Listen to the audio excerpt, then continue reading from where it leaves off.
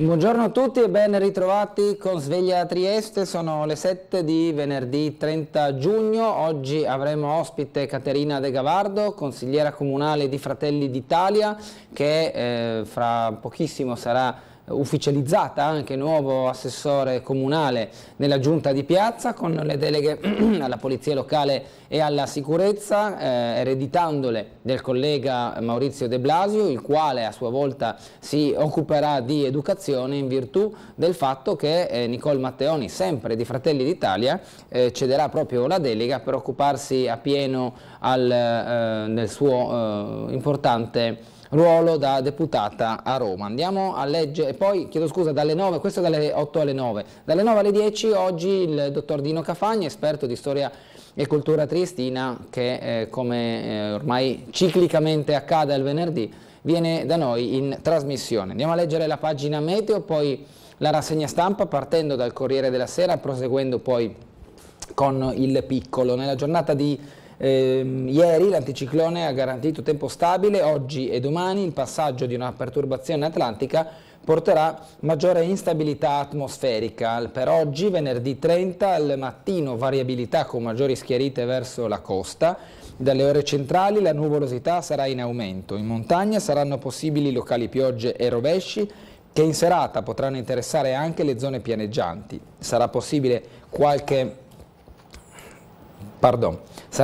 anche qualche temporale, nel pomeriggio soffierà vento da sud o sud-ovest moderato, temperature minime previste 20-22 gradi centigradi, massime 25-28 gradi centigradi. Per domani sabato 1 luglio cielo coperto al mattino, al pomeriggio sarà possibile qualche schiarita con cielo in prevalenza nuvoloso, saranno possibili piogge sparse o rovesci su tutte le zone della regione a carattere intermittente, possibili anche locali temporali con maggiore probabilità nelle prime ore della giornata su costa e poi nel pomeriggio anche su tutte le altre zone della regione, temperature minime 19-21 gradi, massime 24-27 gradi centigradi. Detto della pagina meteo, come abbiamo anticipato, andiamo a dare uno sguardo al Corriere della Sera, i titoli di questa mattina: migranti, più fondi europei, il vertice, Premier soddisfatta, buon punto di partenza, ma Polonia e Ungheria frenano sul patto, Meloni smorza i toni, in arrivo 12 miliardi, pressing sull'Italia per il MES. Il titolo in evidenza è quanto abbiamo letto. C'è però un'altra notizia, gli scontri in Francia, ragazzo ucciso, caos a Parigi, la mamma, voglio giustizia, Macron chiede la calma e schiera 40.000 agenti, il dolore di Mounia, le lacrime, la disperazione. Lei è la mamma di Nahel, ucciso a 17 anni dalla polizia a Nanterre in Francia. La donna chiede giustizia per il figlio e lo chiedono i 10.000 che hanno sfilato con lei, ma ieri è stata una nuova giornata di violenza alle porte di Parigi. Il presidente Macron schiera 40.000 agenti, quindi situazione molto tesa in Francia, subito fuori Parigi. Le altre notizie, l'intervista a Paul Caillard, Gardini era un padre, si suicidò per paura, a pagina 25 l'intervista, auto green esplosa, muore lo studente, è la seconda vittima, il tirocinante oltre alla ricercatrice in questa auto sperimentale che ha esplosa. Il segnale che Kiev attende, scrive Paolo Valentino, dopo la crisi russa. Nell'articolo di fondo del Corriere della Sera, le purghe putiniane, la Wagner via dal fronte, i mercenari della Wagner via dal fronte, la base in Bielorussia, i conti di Putin con i traditori. Poi l'erede di Mandela, un errore stare con Putin. In Sudafrica l'ex presidente Motlanthe, l'ex presidente del Sudafrica, sbagliamo a schierarci con Mosca, ci serve la fiducia dell'Occidente, ha dichiarato. Poi l'università statunitense, abolita la norma per favorire le minoranze, Trump plaude, Biden no. La Corte Suprema degli Stati Uniti ha demolito l'affirmative action con una sentenza di 6 conservatori contro 3 liberali. I giudici statunitensi hanno deciso che le università e i college non potranno tenere conto della razza per valutare le ammissioni, criterio che in realtà favorirà le minoranze. Se Trump plaude, Biden si è detto in disaccordo. quanto leggiamo oggi dal Corriere. La partita da giocare in Africa, scrive Goffredo Buccini, il ruolo dell'Italia, lo scontro di fazioni militari e potentati criminali che sta scaraventando la Russia in un moderno medioevo, provoca tra gli altri un contraccolpo che ci riguarda molto da vicino. Mai come in questi giorni sono emerse con chiarezza le manovre di influenza, le operazioni di bassa macelleria e in generale le mosse predatorie ed egemoniche della brigata Wagner sul quadrante geografico e strategico che più ci coinvolge, ovvero il continente africano. Questo leggiamo dall'articolo che poi continua a pagina 28. L'inchiesta, siamo in Italia con la cronaca e la politica, i pubblici ministeri, Miccichè comprava cocaina con l'auto blu. Lui dice ho la coscienza a posto, nega di essersi recato a Villa Zito a Palermo per rifornirsi di cocaina, ci andavo solo per pranzare, ho fatto degli errori in passato, ora non più. Per i pubblici ministeri Gianfranco Miccichè a prendere la droga ci andava addirittura con l'auto blu. L'inchiesta alle pagine 22 e 23. Michelle, alunna modello assassinata da un trapper, i parenti della vittima dicono c'è anche un complice. A uccidere Michelle, 17 anni, a Primavalle a Roma, è stato un coetaneo, ora in arresto. L'aspirante trapper l'avrebbe attirata in trappola. Lei ha cercato di parare le coltellate, la madre dice me l'ha massacrata. La storia triste, orribile, possiamo anche dire, a pagina 20 e 21 con i dettagli della vicenda e poi l'inchiesta che ne sta seguendo. Il segreto di Giulio, scrive Massimo Gramellini nel Caffè. Giulio ha 15 anni, la sindrome di Asperger è un quoziente intellettivo di 146. Quello medio è intorno ai 100. Secondo i criteri universalmente accettati in base ai quali classifichiamo ed etichettiamo le persone, Giulio ha qualcosa in meno e qualcosa in più rispetto agli altri. Nella sua ancor breve vita ha già potuto sperimentare entrambe le condizioni, faticando talvolta a mettersi in sintonia con i codici degli esseri umani, ma al contempo risolvendo problemi matematici a cui io non riuscirei ad applicarmi neanche dopo 146 reincarnazioni, scrive Gramellini. Queste due paroline, più e meno, sono la nostra dannazione. Chi si sente più rischia di diventare arrogante, chi si sente meno tende a patire le pene dell'inferno o a trasformarsi in violento per reagire alla carenza di autostima. E Giulio? Beh, Giulio è il primo italiano della storia a frequentare le scuole superiori a 11 anni, in base a un progetto speciale che gli consentirà di prendere la maturità quando i suoi coetanei saranno ancora agli inizi del liceo. Avrebbe tutto il diritto di considerarsi un fenomeno, come di essere terrorizzato dall'idea di passare per tale. Invece, ai suoi ormai ex compagni della scuola elementare di Galatone, che volevano capire da lui questa benedetta storia del più e del meno, ha risposto: io non sono più intelligente di voi, sono solo diverso, perché alla fine è proprio così, siamo tutti diversi, però ciascuno a modo suo ed è questo, però ciascuno lo è a modo suo ed è questo a renderci uguali, scrive Gramellini nel questa anteprima dell'articolo che poi viene approfondito più all'interno del giornale su Giulio, come abbiamo detto, il segreto di Giulio lo ha chiamato nel titolo. Come vedete c'è il piccolo che vedremo immediatamente nella sua prima pagina, ampio spazio sia con la foto che con il titolo alla vela, la barcolana, la regina triestina dell'Ocean Race, qui la vittoria della velista Klapčić all'Ocean Race, prima italiana a raggiungere questo traguardo. Di spalla, diciamo, Salpa Barcolana 55, il programma degli eventi domenica 8 ottobre, la regata, al via le iscrizioni, tra le novità la lotteria e 1000 storie di mare. Il presidente della società velica di Barcole Grignano Gialuz, puntiamo sulla crew, un equipaggio che voglia essere il più largo e condiviso possibile in questa edizione 55 della Barcolana. Poi sentiremo tra poco anche i dettagli che Marco Stabile ha raccolto ieri nella presentazione dell'edizione 55 della Barcolana e quindi l'intervista allo stesso Mitja Gialuz. Completiamo la prima pagina del piccolo, la lirica, il nuovo cartellone del Verdi, il ritorno di Oren con il Nabucco e poi il Film Festival dai corti più corti a Gifuni, 8 giorni all'insegna di Shorty S, in cui viene ricordato nell'inserto poi tutti i dettagli del caso.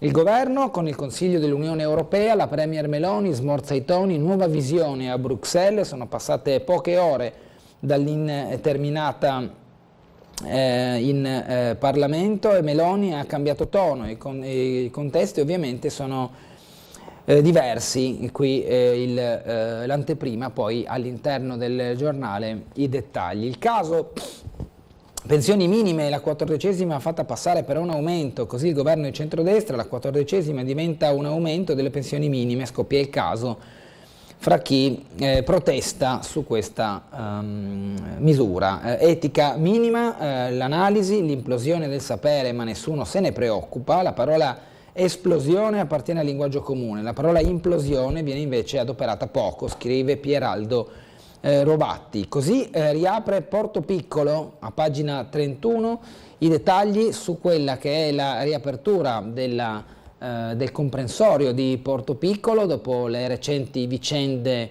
che avevano a che fare con la proprietà, quindi la direzione che ha guidato Porto Piccolo in quest'ultimo periodo. C'è stato un cambio al vertice e dunque riapre adesso invece l'intera struttura con i servizi che offre ai turisti e ai residenti. Poi la sanità, Poggiana, il direttore generale della SUGI, l'azienda sanitaria universitaria Giuliano Esontina, che si occupa del sistema sanitario, della gestione del sistema sanitario nelle province, o chiamiamole ex province, di Trieste e Gorizia.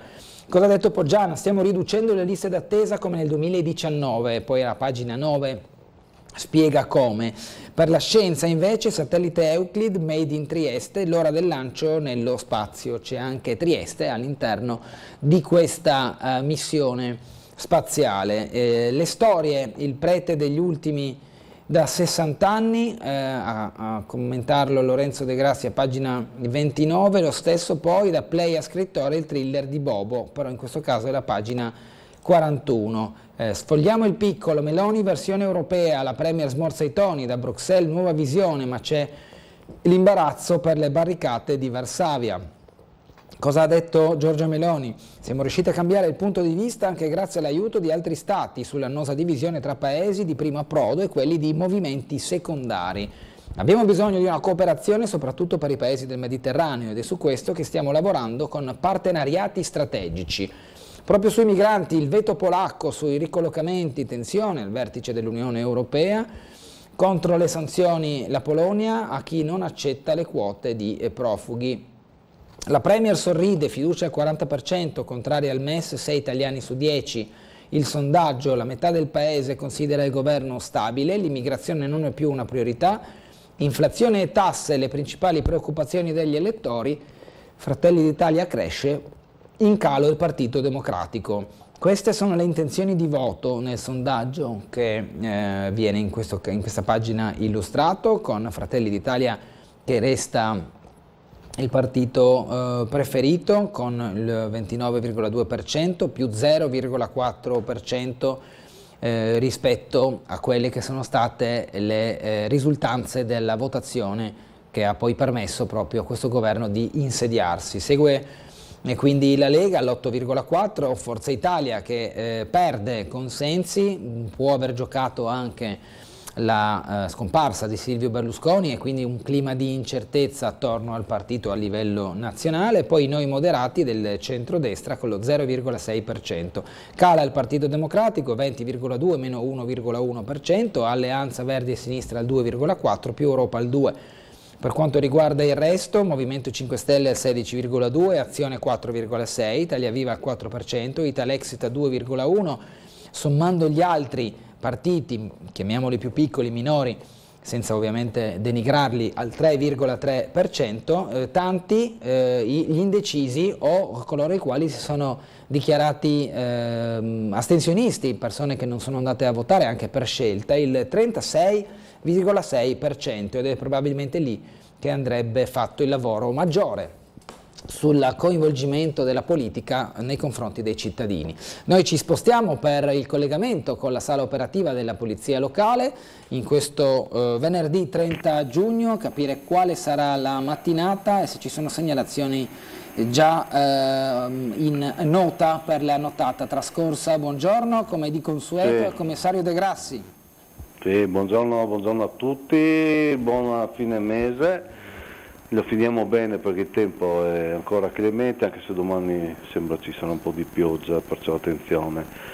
Per quanto ci riguarda la notte è trascorsa tranquillamente, al momento non abbiamo particolari interventi in atto, il traffico al momento è tranquillo da quanto posso vedere dalle nostre telecamere. Ho già ricordato in questi giorni passati che comunque giugno è ultimamente un mese caratterizzato da traffico abbastanza sostenuto, si vede.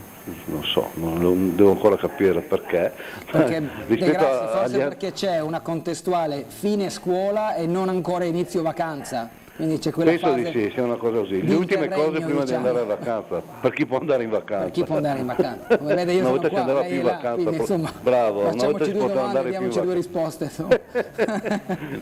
D'altro canto non faccio il sociale, ma ogni tanto magari una digressione. Vabbè, oggi va così, non abbiamo niente di particolare di altro da dirvi, come sempre se ci sarà qualcosa speriamo no di grave, però possibilmente ci faremo vivi telefonicamente. Bene, buona giornata allora, grazie. Buona giornata a tutti voi. Proseguiamo con il piccolo che si occupa di una situazione sempre spiacevole che è quella che riguarda i pagamenti delle pensioni. Questo è piacevole ovviamente, ma le proteste attorno al fatto che molti le ritengono non congrue alle aspettative. La 14ª, fatta passare per aumento delle minime, scatena i sindacati, la CGIL attacca, ci fa pensare che sia opera del governo, insorgono le opposizioni.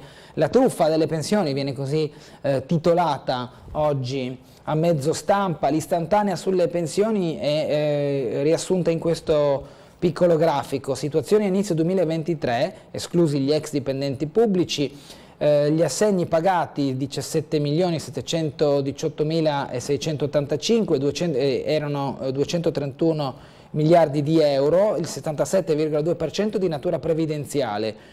Come vecchiaia la quota maggiore, l'importo medio mensile, per tirare diciamo la somma, è di 1.007,64 euro, 1.000 euro per dirla in termini rotondi, in difetto, sono 1.764 come detto.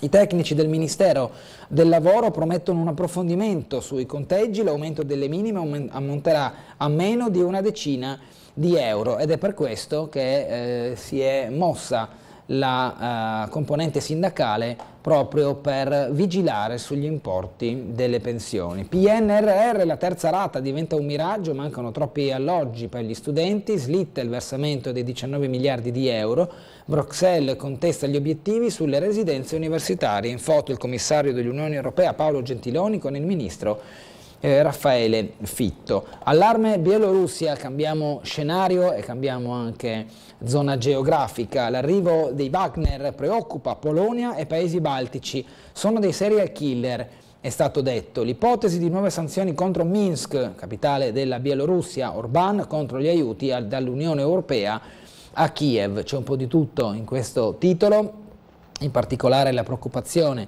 per la brigata Wagner presente in Bielorussia da parte dei paesi limitrofi, ma poi anche la posizione dell'Ungheria contro gli aiuti dell'Unione Europea a Kiev. Il cardinal Zuppi incontra Kirill a Mosca, preveniamo un grande conflitto armato, l'arcivescovo di Bologna lavora per il ritorno dei bimbi ucraini deportati.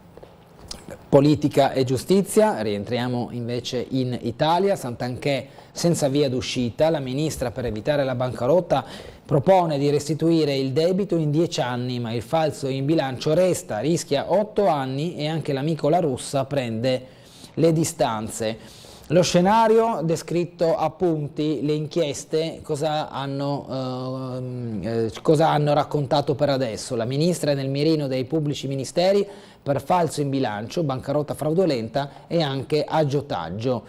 ha proposto all'erario un piano di restituzione del debito, la salverebbe dall'accusa di bancarotta, questa è la mossa della stessa Santanchè. L'accusa finale, in ogni caso rimane in piedi l'accusa di falso in bilancio, prevede pene dai 3 agli 8 anni di reclusione. Vedremo come andrà a finire. Anche la Consob, dopo 2 anni dalle prime denunce, fa avanti e indietro dalla procura.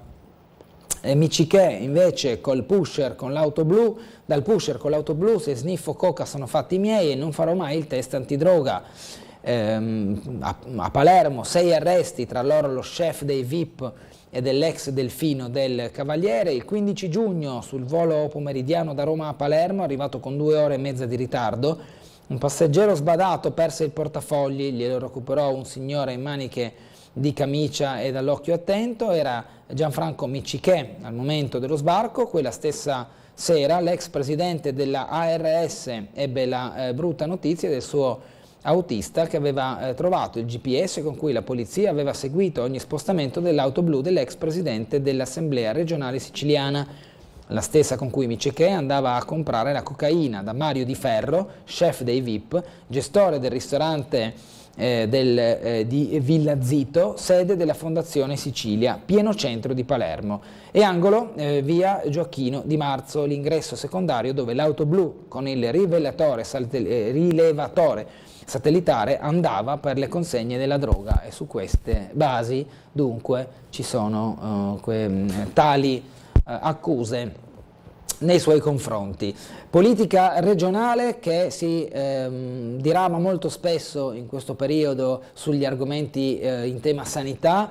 In 14.000 senza medico di base, si amplia la rete degli ambulatori, come scrive oggi Il Piccolo. Il problema si acuirà nel 2024. Fra Trieste e Gorizia mancano oltre 50 dei 250 professionisti previsti. Cosa scrive Diego D'Amelio oggi in questo articolo? L'emorragia di medici di famiglia continua e le aziende sanitarie corrono ai ripari attivando nuovi ambulatori sperimentali di assistenza primaria, cosiddetti ASAP. Le strutture sono comparse la prima volta a dicembre per fornire un ulteriore riferimento a chi resta senza medico di base, in una stagione in cui sono molti più i pensionamenti dei nuovi accessi alla professione. In Friuli Venezia Giulia risultano scoperti 14.000 cittadini e il picco del problema si registrerà il prossimo anno. Alle aperture dei nuovi ASAP sono previste allora a Gorizia, Capriva e Aviano. Il quadro è stato tracciato ieri nella terza commissione del Consiglio regionale all'esordio nella legislatura sotto la presidenza di Carlo Bolzonello. Dopo le bordate degli anni passati, l'inizio è all'insegna del fair play davanti a un problema nazionale e privo di coloritura politica. I numeri aggiornati raccontano che fra Trieste e Gorizia sono previsti 250 dottori, ma ne mancano più di 50. L'azienda sanitaria Giuliano Isontina calcola un fabbisogno di 137 medici a Trieste, 7 a Duino Aurisina, 10 a Muggia, 3 a San Dorligo, 44 nel distretto Alto Isontino, 49 nel distretto Basso Isontino. Tolte le cessazioni imminenti, Asugge riferisce che in servizio risultano tuttavia solo 124 medici in area giuliana.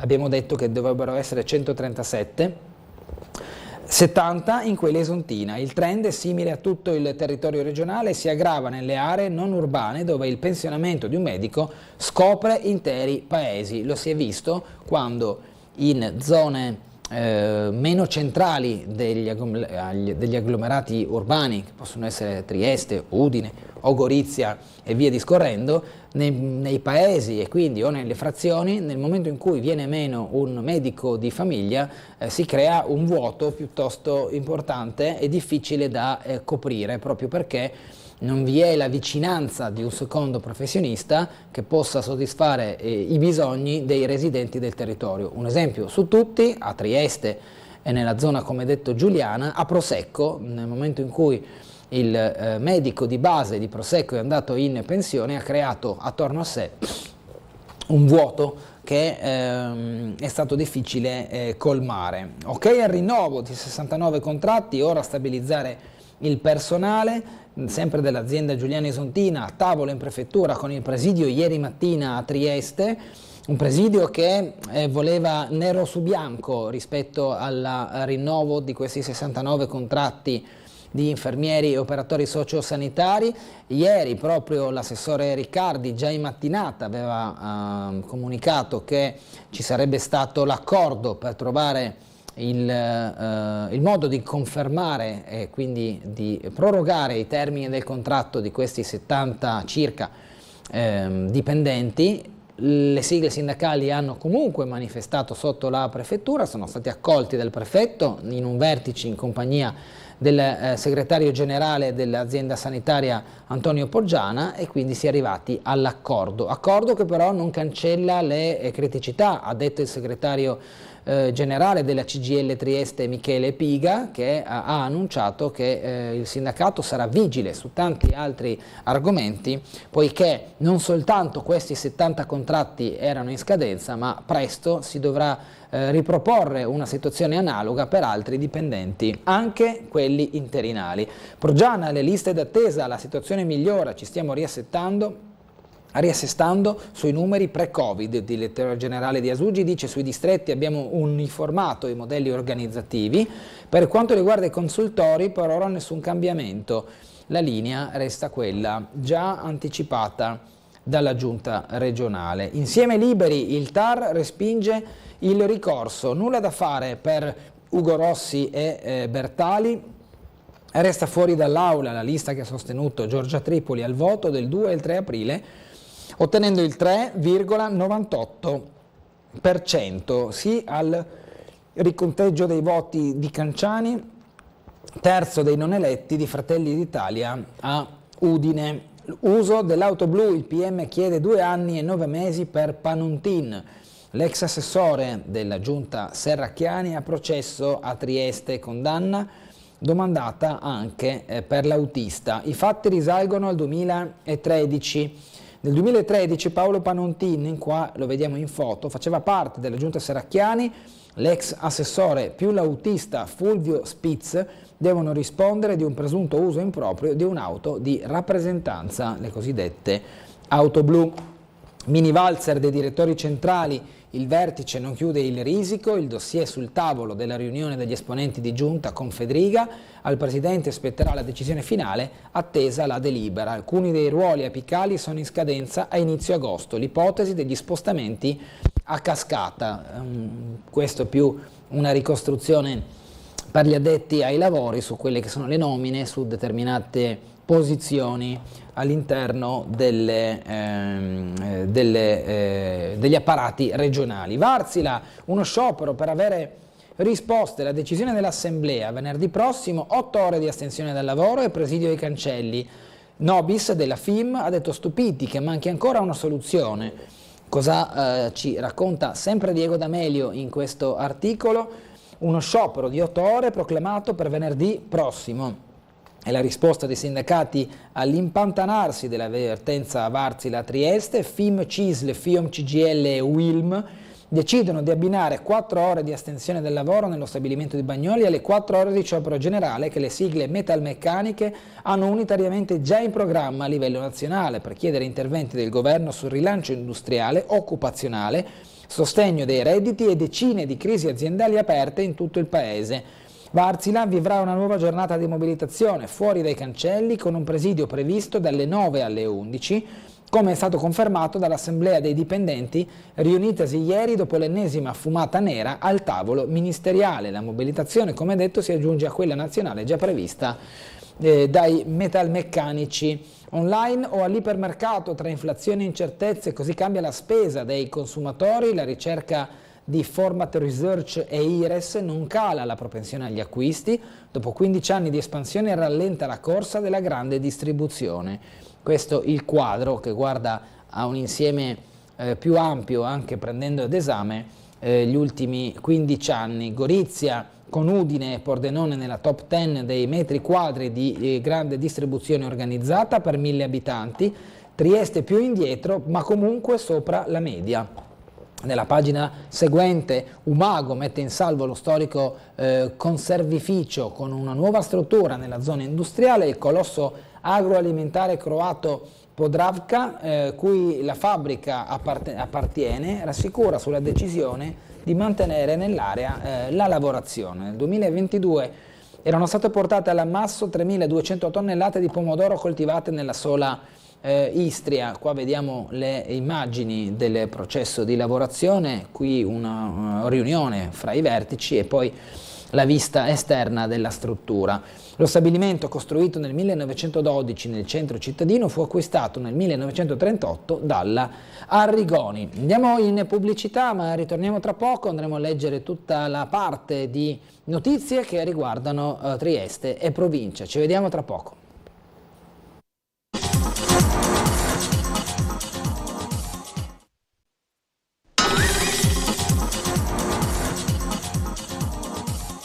Riprendiamo la nostra rassegna stampa leggendo dunque il quotidiano Il Piccolo. Vi ricordo gli ospiti intanto di questa mattina. Avremo tra una mezz'oretta circa ospite la consigliera di Fratelli d'Italia in comune a Trieste, Caterina De Gavardo, prossima a essere investita del ruolo di assessore alla sicurezza e alla polizia locale, dalle 8 alle 9. Dalle 9 alle 10 invece sarà il nostro ospite il dottor Dino Cafagna, esperto di storia e cultura triestina. Ricordo ai telespettatori che proprio in quest'ultima fascia oraria, dalle 9 alle 10, non sono previste le telefonate, in modo da poter lasciare il dottor Cafagna diciamo libero di poter esporre quanto ha ripassato per poi proporcelo in diretta questa mattina. Pertanto chiedo la gentilezza di soprattutto comprendere questa decisione della mattinata sia con noi in studio che con il centralino che sta facendo semplicemente il suo lavoro. Cassacco, il monastero rischia di chiudere, le suore di clausura sono rimaste in 4,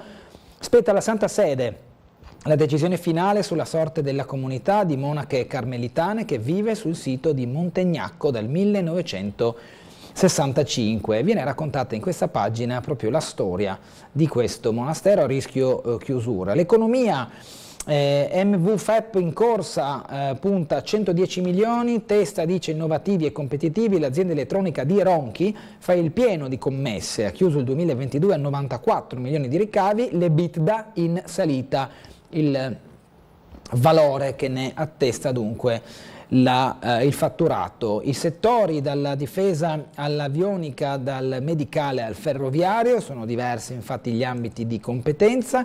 Friuli Venezia Giulia e Trieste, capitali del Green Economy, il capoluogo ospiterà il Global Manufacturing and Industrialization Summit, l'evento di settembre presentato ieri dal UNIDO ITPO Italy e del World Trade Center. È stata un'occasione per parlare di idrogeno e dell'energia verde anche per il porto di Trieste, come viene ripreso poi in questo articolo di spalla all'articolo principale di cui vi abbiamo dato lettura del titolo. Mancano i fondi, superbollo confermato, dopo la flat tax il governo rinvia anche la cancellazione nella tassa delle supercar. Pagina della cronaca di Trieste con la Barcolana, il via le iscrizioni, Barcolana Crew nel segno dell'inclusione. Il gong di mezzogiorno nella sede della società bellica Barcola Grignano ha assegnato ieri il primo atto ufficiale. Il patron Gialuz ha detto qui un unico grande equipaggio di migliaia di appassionati. Ci sono diversi aspetti da tenere in considerazione: la partenza, il villaggio, le storie di mare e la FAN. La festa infatti inizia il 30 settembre con il villaggio Barcolana che animerà le rive fino all'8 di ottobre, ma anche tante altre attività collaterali come Barcolana, un mare di racconti, una rassegna di storie di mare e di vela pop, poi Barcolana Fan con le novità di vela foil. Il weekend del 30 settembre e 1 ottobre, la sfida per giovani skipper e il nuoto, dal 3 al 5 di ottobre la gara per maxi yacht e la cena di gala. Queste le in pillole ovviamente, perché sono tante le attività a terra e in mare dell'edizione 55 della Barcolana, ma queste in pillole riassunte dal Piccolo in quello spazio che abbiamo appena visto alcune delle principali iniziative. Andiamo a sentire nel servizio direttamente le parole e l'entusiasmo del presidente della società bellica Barcola Grignano Mitja Gialuz nel servizio curato da Marco Stabile.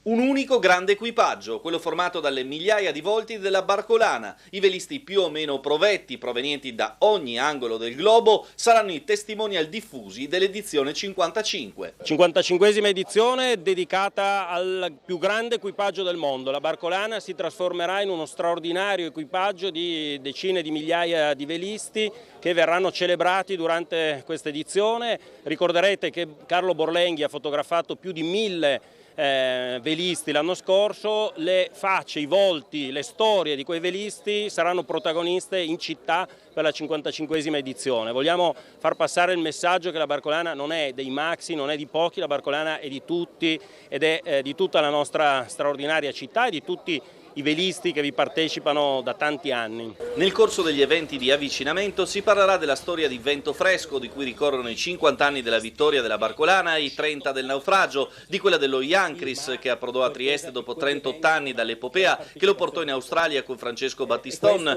fino alla ricerca delle radici di una delegazione sarda di istriani Giuliano-Dalmati che giungerà in Barcolana dopo un viaggio lungo le coste italiane. Tra le novità per i partecipanti anche il premio che verrà estratto a sorte fra gli iscritti. Ci sarà tanta musica con dei concerti innovativi, stiamo lavorando con il Comune, con l'assessore Rossi, e poi diciamo serate musicali per tutti i gusti, per tutti i palati, per i più giovani e i meno giovani. Oggi il via ufficiale alle iscrizioni al circolo della Società Velica di Barcola e Grignano. La regata quest'anno è fissata per l'8 ottobre e preceduta a partire dal 30 settembre da un ricco calendario di eventi a terra e in mare. Ci sarà un premio speciale, cioè una Lexus ibrida che verrà messa in palio tutti gli iscritti alla 55esima Barcolana. Tutti coloro che si iscriveranno entro le 18 di sabato 7 ottobre potranno partecipare all'estrazione. Ricordo che ci sarà una sacca particolarmente ricca con il ritorno della tazzina con il manifesto della Barcolana offerta da Illy e lo sconto per chi si iscrive entro la fine di luglio del 10 o 15% a seconda delle categorie. Quindi la voglia di esserci nuovamente in Barcolana dopo un'edizione straordinaria come quella dell'anno scorso.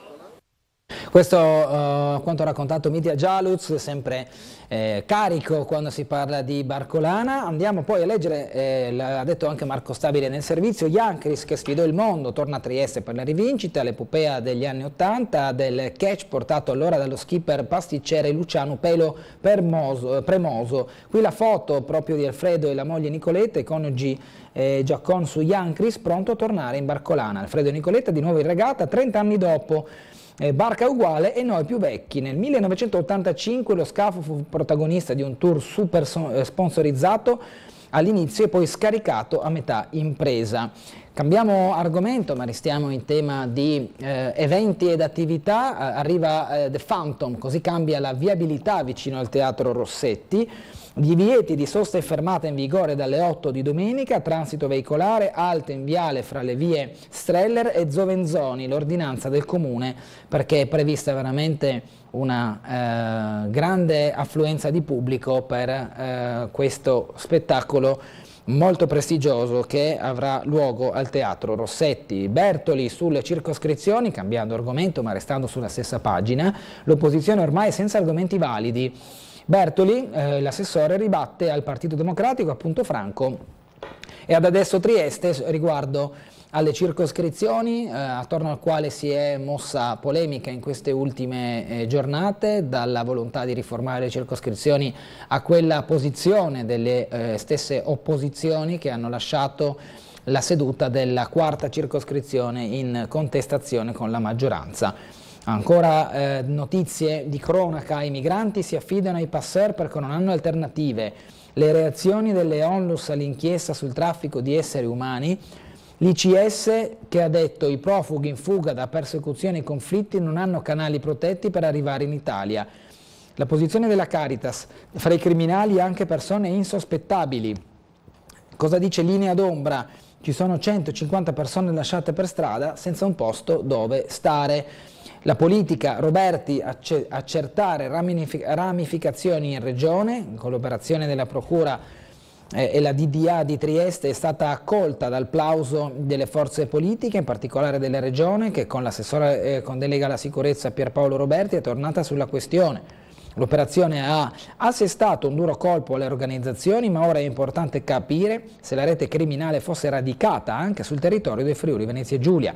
Una decina di arrestati viveva a Trieste e sembra che il capoluogo fungesse da base operativa, sarebbe quindi opportuno compiere alcuni ulteriori approfondimenti. Sul tema migranti, ieri il sindaco di Trieste Roberto Di Piazza, in quello che è il nostro ormai abitudinario appuntamento con il sindaco attorno alle 9:45 nelle dirette esterne durante Sveglia Trieste, ci ha anticipato che è sua intenzione riallestire, se per così dire, visto che era già stato utilizzato nel periodo Covid, il campo scout di Camposacro per aumentare dei posti letto da destinare all'accoglienza dei richiedenti asilo. Sentiamo il sindaco.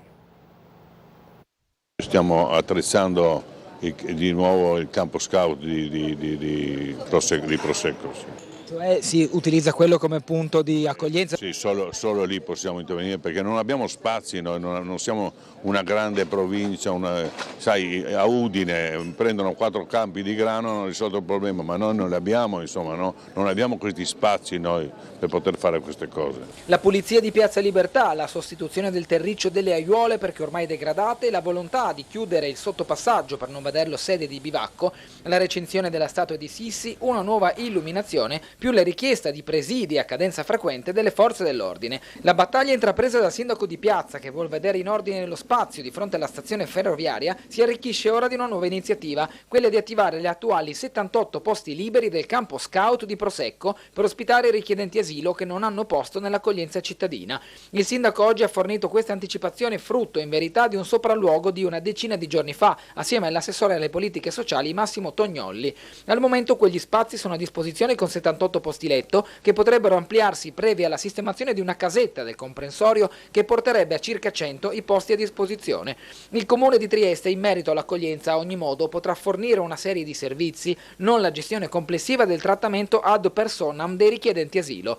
La soluzione dislocherebbe sull'altopiano un numero importante di donne e uomini che a oggi dormono all'addiaccio con la finalità di veder ridotte le presenze nella zona della stazione, premesso però che buona parte dell'affollamento si verifica nel tardo pomeriggio quando alcune associazioni prestano assistenza umanitaria ai richiedenti asilo. Un effetto catalizzatore che secondo il sindaco deve cambiare radicalmente modalità, in primis con il rispetto della piazza sul profilo del degrado. Ieri mattina c'era spazzatura dappertutto, questi alla sera, queste associazioni li portano da mangiare, poi questi invece che gettare i piatti nei bottini li buttano dappertutto, ma roba da pazzi. Basta! Ho detto basta, adesso vado all'attacco. L'ultimo episodio, alquanto bizzarro, è di una grigliata improvvisata in mezzo alla piazza. Ieri 2 rumeni hanno montato una griglia e stavano ridi, c'è da ridere, li ho multati naturalmente, ma il fatto 2 rumeni che hanno montato con i mattoni, ma dovete vedere che roba, hanno montato la griglia in Piazza Libertà, ma vi rendete conto? Non ne posso più veramente.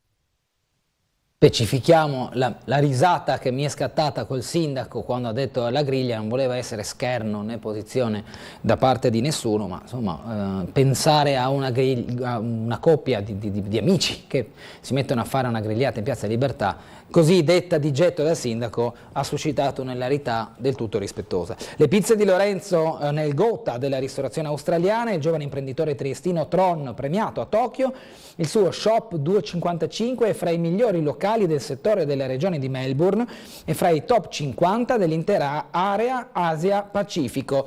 Qui la foto, Lorenzo Tron è il ragazzo fra questi 3, quello più in basso, questo qui, fra l'altro abbiamo giocato un anno a calcio assieme, bravissimo ragazzo, e lui assieme ai suoi 2 colleghi è dunque entrato nel Gotha della ristorazione australiana grazie a questo suo spunto imprenditoriale nel mondo della ristorazione, della somministrazione di alimenti. Siora Rosa invece addio, oggi l'ultimo giorno dello storico buffet, sono le ultime ore per poter gustare un rodoletto de cotto, un piatto caldaia, il goulash, il baccalà, le seppie in umido, i sardoni in savor da Siora Rosa. Da stasera infatti lo storico buffet di via Torino chiuderà le sue luci in attesa che qualcuno rilevi l'attività o comunque prenda in locazione quel foro commerciale. La famiglia Facco, che gestisce il locale dal 75, sebbene in quell'angolo che si affaccia su Piazza Ortis esista un pubblico esercizio addirittura dal 1921 ha deciso, come ormai è noto, di chiudere per assenza di ricambio generazionale. Trieste si vedrà così costretta a dire addio a un altro luogo di culto della tradizione culinaria e c'è da scommettere che oggi, ultimo giorno di apertura, molti triestini approfitteranno per bere un'ultima birra a quel bancone, respirando così ancora una volta l'atmosfera unica di quel buffet, tanto amato anche dagli studenti che gravitano in zona, e meta anche di pellegrinaggio di molti turisti alla ricerca dei sapori tipici della nostra città. Questo viene ribadito oggi dopo l'annuncio di diverse settimane fa proprio della chiusura di Siora Rosa. Con il 1° luglio non sarà più aperta. Sacerdoti da 60 anni, celebrazione speciale nella chiesa di Roiano che ospitò l'ordinazione, Vatta, Giursi, Bulic, quest'ultimo ieri assente giustificato, i protagonisti nel 1963 con il vescovo Santin, nell'attualità con Monsignor Trevisi. Da sinistra a destra Don Fortunato Giursi, Monsignor Enrico Trevisi e Don Mario Vatta in questa foto. Pienone di fedeli nell'edificio dedicato ai santi Ermacora e Fortunato proprio per la ricorrenza. Riassetto preoccupante, la sanità non guarda più a territorio e comunità, l'incontro organizzato dalla lista civica Adesso Trieste riguardo alla salute pubblica e poi gli orari estivi della parrocchia messe in via Locchi la domenica sera. In questo articolo Ugo Salvini spiega i cambi di orario. Trasporti, l'USB, sindacato all'attacco sulle indennità di ferie. Il rischio è far parlare i tribunali. Il tavolo tenutosi a Udine presso Arriva fallisce ancora una volta l'obiettivo della contrattazione, remunerare correttamente le indennità di ferie dei lavoratori, e quanto dichiara il sindacato USB sulla trattativa riguardante le indennità da destinare a ogni singolo lavoratore del settore anche durante i 26 giorni di riposo all'anno spettanti a ogni dipendente, come stabilito dalla Corte Europea di Giustizia. Questo reclama il sindacato, annunciando che se vi sarà un braccio di ferro si ricorrerà alle vie legali. Satellite Euclid, missione nello spazio, osservatorio Ateneo e Sissa nel team, domani il lancio da Cape Canaveral, studierà materie ed energia oscura, la diretta per tutti in via Tiepolo o anche sul web. Questa è la foto di uno dei momenti della costruzione dello stesso satellite, il rebus del 95%. Il 95% dell'universo non è fatto di atomi, ma di qualcosa che non conosciamo, la materia ed energia oscura. Con i dati ricavati da Euclid si cercherà di capire cosa sono e da dove vengono l'energia e la materia oscura. È a causa di queste due componenti che l'universo si è evoluto così come lo conosciamo, ma Euclid fornirà anche un immenso catalogo di miliardi di galassie, un tesoro dunque di dati raccolti per poi gli studi successivi. Il vettore scelto, il Falcon 9, Euclid avrebbe dovuto essere lanciato tempo addietro con il vettore russo Soyuz, il più economico dalla Guyana francese, ma con lo scoppio della guerra in Ucraina la collaborazione di ESA con la Russia è stata bloccata, perciò l'Agenzia Spaziale Europea è stata obbligata a cercare un altro vettore, non potendo contare sull'Ariane 6, vettore ESA ancora in via di sviluppo. La scelta è caduta sul Falcon 9 di SpaceX, l'azienda di Elon Musk. I compiti triestini dello sviluppo degli algoritmi d'analisi all'operatività degli strumenti. C'è tanta ingegneria triestina dietro alla realizzazione di questo satellite.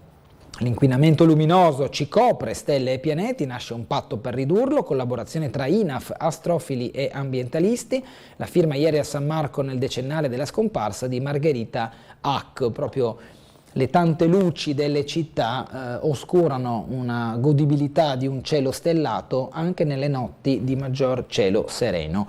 Ci spostiamo a Muggia, hotel, locali, ci spostiamo fra Muggia e Duino Risina. A Muggia perché l'opposizione parte all'attacco, gallerie ciclabile, muggesani snobbati, ha detto Maurizio Fogar, consigliere d'opposizione della lista civica a Muggia, la replica poi di Polidori, Fogar disco rotto.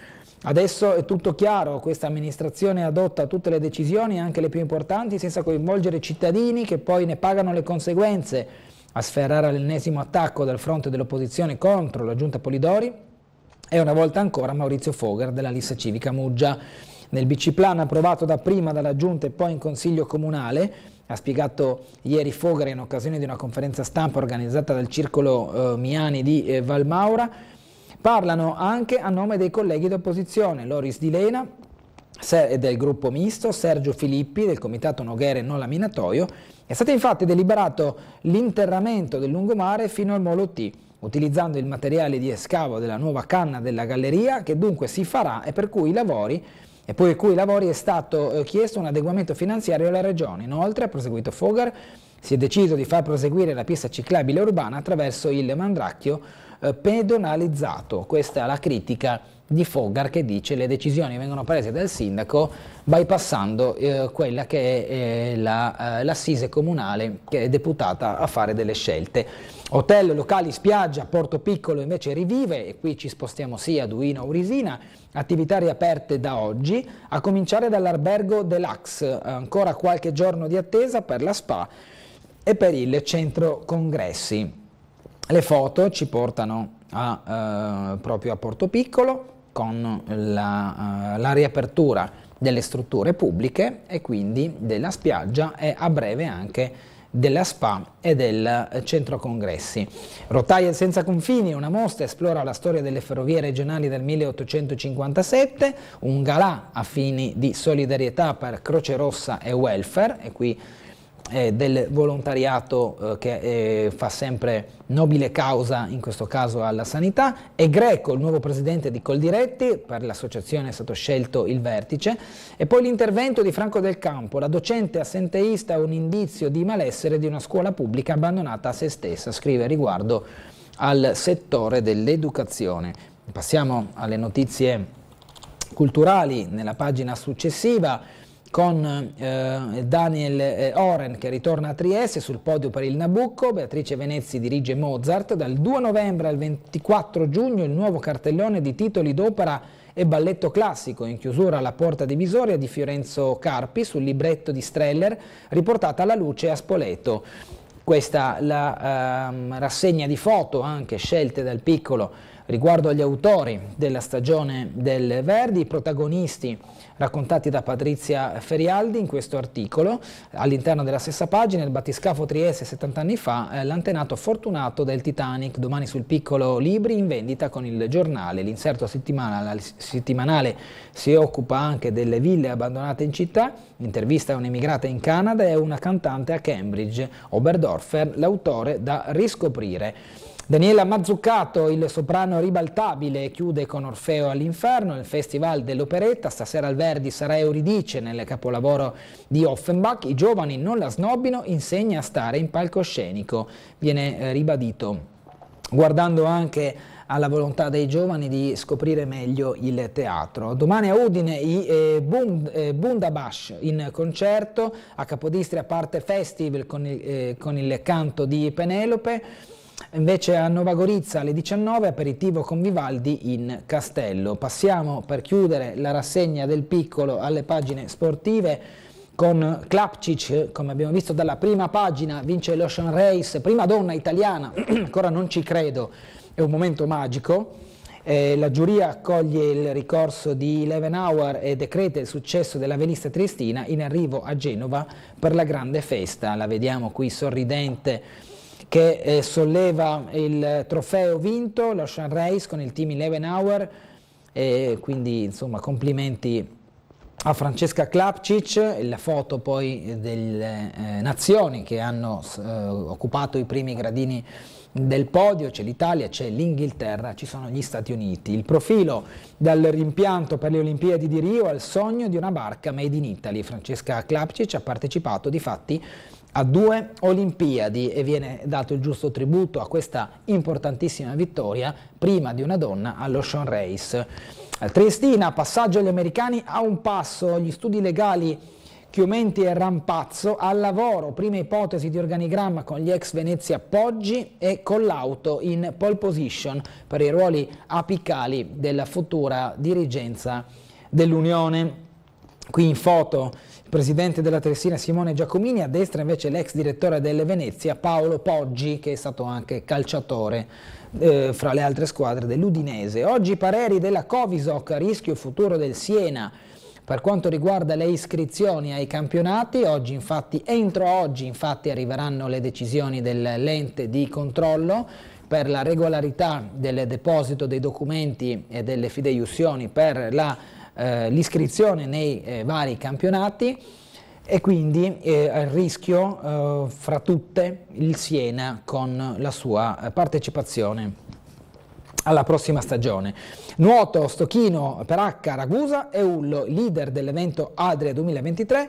Gersina dice un gran successo. Con l'ultima tappa di Barcola si è conclusa la manifestazione natatoria Adria 2023, il nuoto che unisce. Adria adotta l'originale formula delle tappe consecutive, simile a quella delle omologhe manifestazioni ciclistiche, percorrendo un tratto di mare che unisce idealmente l'arco costiero dell'Italia e della Slovenia. Vince chi completa tutte e 3 le tappe in minor tempo, una gara dunque a tempo a tappe. Il Napoli, siamo al calcio, vende il suo centrale Kim, il coreano, al Bayern Monaco per, guardate, 58 milioni di euro. Il PSG corteggia Osimhen, Paris Saint-Germain, il Manchester United vicino a Onana, Brozovic pronto per il Barcellona, sebbene su Brozovic, centrocampista dell'Inter, sia forte il pressing della squadra araba Al Nasr, che ha messo sul piatto tanti di quei milioni di euro che potrebbero sistemargli la vita per le prossime generazioni. Prima da Juventino per UEA Junior, fra test medici e selfie con i tifosi, il figlio dell'ex milanista dal Lille ai bianconeri per la cifra di 12 milioni di euro. Vi ricorderete Georges Weah, che aveva vinto con il Milan il pallone d'oro. Questo è il figlio che però andrà a vestire la casacca bianconera anziché quella rossonera del Milan. Ieri e oggi le storie basket, Walter Bobicchio nell'approfondimento di Roberto De Grassi, dalle triple alla trilogia, nel mio thriller un po' del Bobo di Trieste. L'ex giocatore debutta come scrittore. Siamo alla pagina dei programmi televisivi, io vi invito a guardare Tele 4, questa sera c'è Ring alle 21, intanto per il basket mi ero dimenticato del piede di questa pagina, Arcieri, domani in arrivo a Trieste, Toto Coach, spuntano 2 donne per il basket in Serie A2, Sonia Raman potrebbe essere la nuova allenatrice di Trieste. E con questo noi ci fermiamo rispetto alla rassegna stampa, alle notizie del piccolo, andiamo in pubblicità. Come detto, torniamo tra poco in compagnia della consigliera di Fratelli d'Italia Caterina De Gavardo. A tra poco.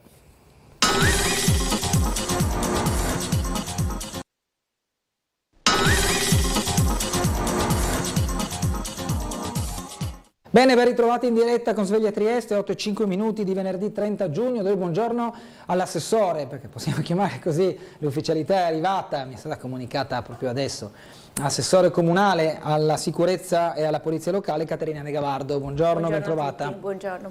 Mercoledì, dunque, come avevamo detto anche in un servizio di la settimana scorsa, il giorno 28 c'è stata la firma, quindi Caterina De Gavardo diventa assessore alla polizia locale e alla sicurezza. La mia prima domanda però, prima di entrare sui contenuti dell'assessorato, è: a rigor di logica, per un assessore donna che esce, un assessore donna entra. Giusto. Perché non prendere direttamente la delega all'educazione senza coinvolgere la polizia locale con De Blasio? Mia curiosità.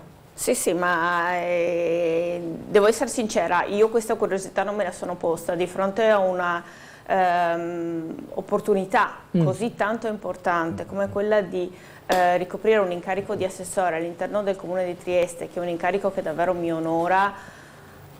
Non ho guardato a cavalli in faccia. A cavallo donato non si guarda in bocca, no? Si dice. Esatto.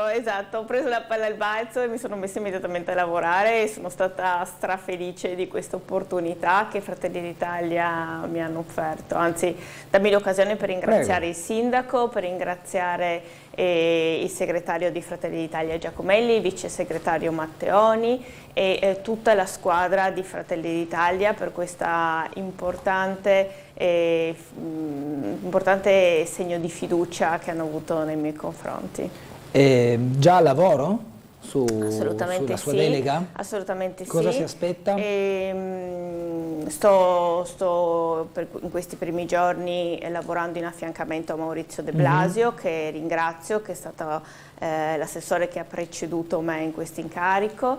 Lavorerò sicuramente nel solco dell'ottimo lavoro fatto da lui. In questo momento c'è un affiancamento, un passaggio di consegne, per cui ieri ho fatto la prima visita in caserma, quindi ho conosciuto il comandante della caserma della Polizia Municipale di Trieste e il personale, e quindi insomma diciamo che sto entrando un po' nel ruolo passo dopo passo e con grande attenzione, perché comunque si tratta di tematiche molto difficili e in cui è necessaria una grande sensibilità.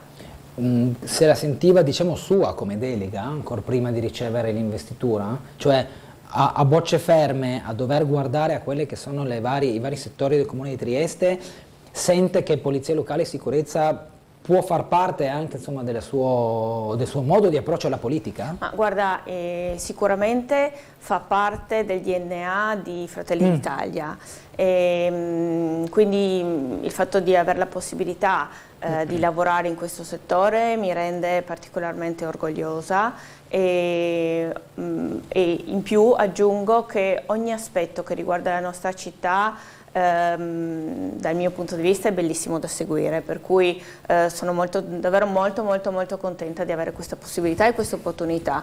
Sappiate che mi impegnerò per fare il massimo che è possibile. Benissimo, abbiamo una telefonata che sentiamo, poi già arrivano delle mail con le richieste sui lavori da svolgere in questa insomma, neanche seconda, è passato un anno, insomma, questa consigliatura iniziata da un anno. Sentiamo chi è in linea, buongiorno.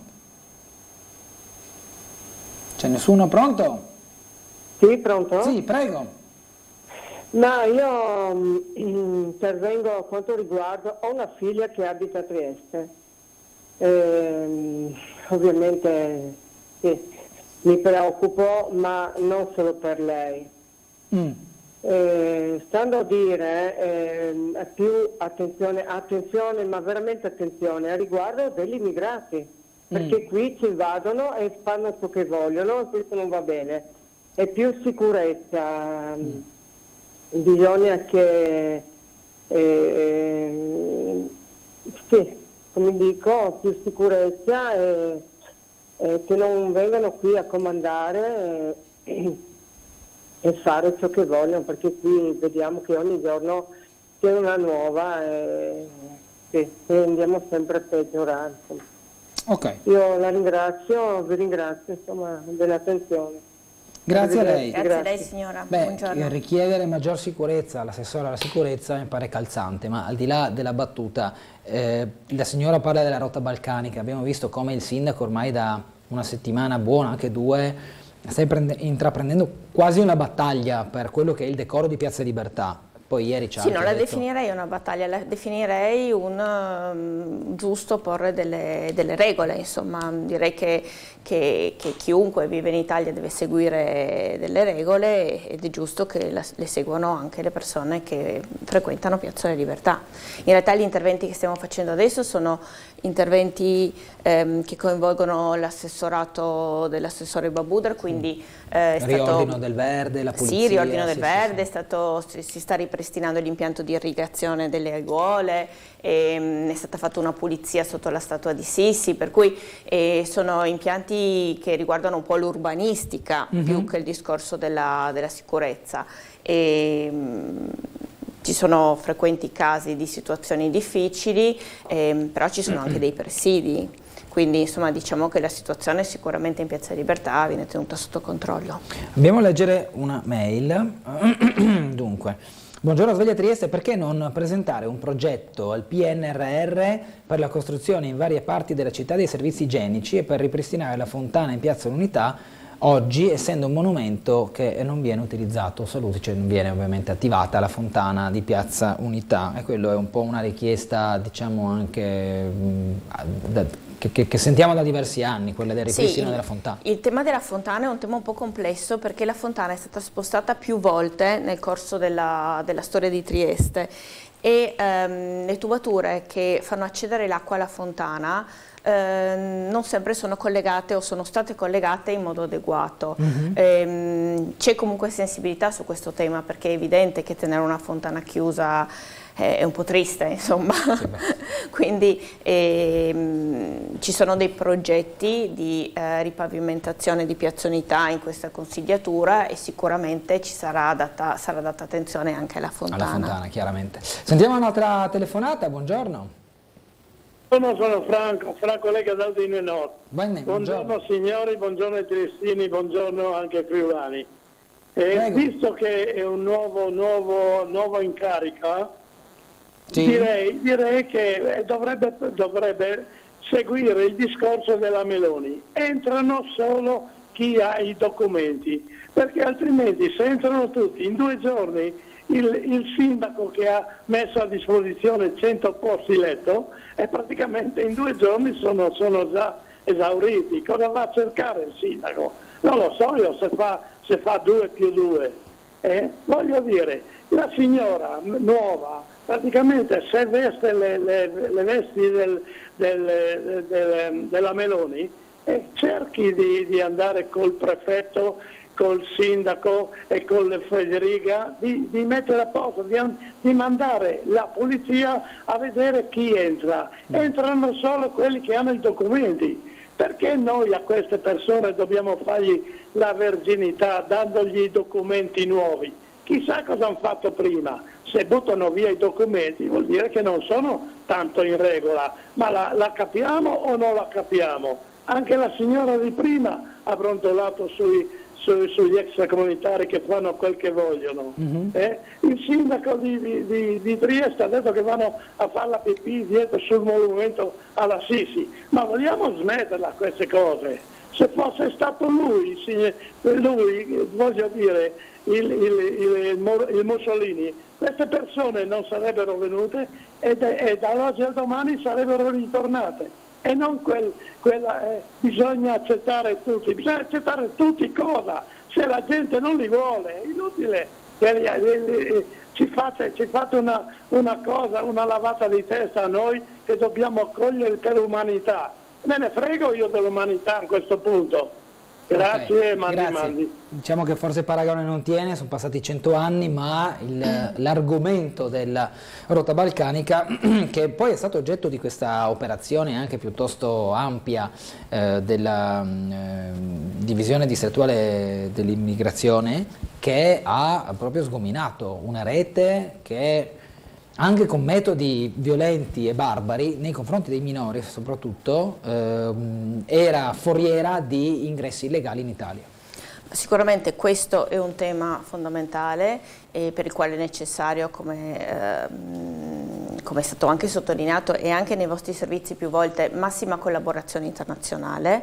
E poi c'è il tema obiettivamente che in Italia bisogna entrare se si ha il permesso di entrare, come accade in qualunque casa e come accade anche in altri paesi del mondo. L'Italia non può accogliere tutti, questo è evidente, insomma noi possiamo accogliere le persone a cui siamo in grado di dare una vita dignitosa. C'è il tema poi dei respingimenti, c'è il tema dei ricollocamenti, insomma il tema è molto molto complesso, ma viene assolutamente tenuto sotto controllo. Come citava il Signore prima, il nostro Presidente del Consiglio, Meloni, sta lavorando attivamente a livello internazionale su queste tematiche, perché è evidente che Trieste può tamponare, l'Italia può mettere regole restrittive, però poi il tema è un tema europeo, bisogna lavorare assieme a livello europeo, bisogna soprattutto iniziare a entrare nell'ottica che o si aiutano i paesi dell'Africa o si dà sostegno a quei paesi in modo tale che le persone possano vivere in modo dignitoso a casa loro, cosa che credo tutti vorrebbero, oppure la questione sarà molto molto complessa da risolvere.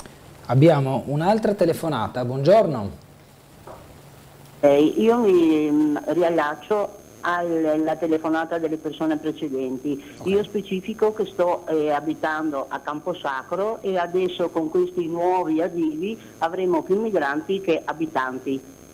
Ora c'è anche un problema, il problema praticamente del decoro si sposta da Piazza Libertà alla via provinciale, ci sono un sacco di immondizie che sono sempre in giro e poi c'è il problema del trasporto sulla 44. Sì. Che è sempre praticamente piena quando ci sono questi migranti ed è quasi impossibile salire. Cioè, e qui non c'è nessun presidio, né polizia né carabinieri né niente. Ecco, era tutto qua.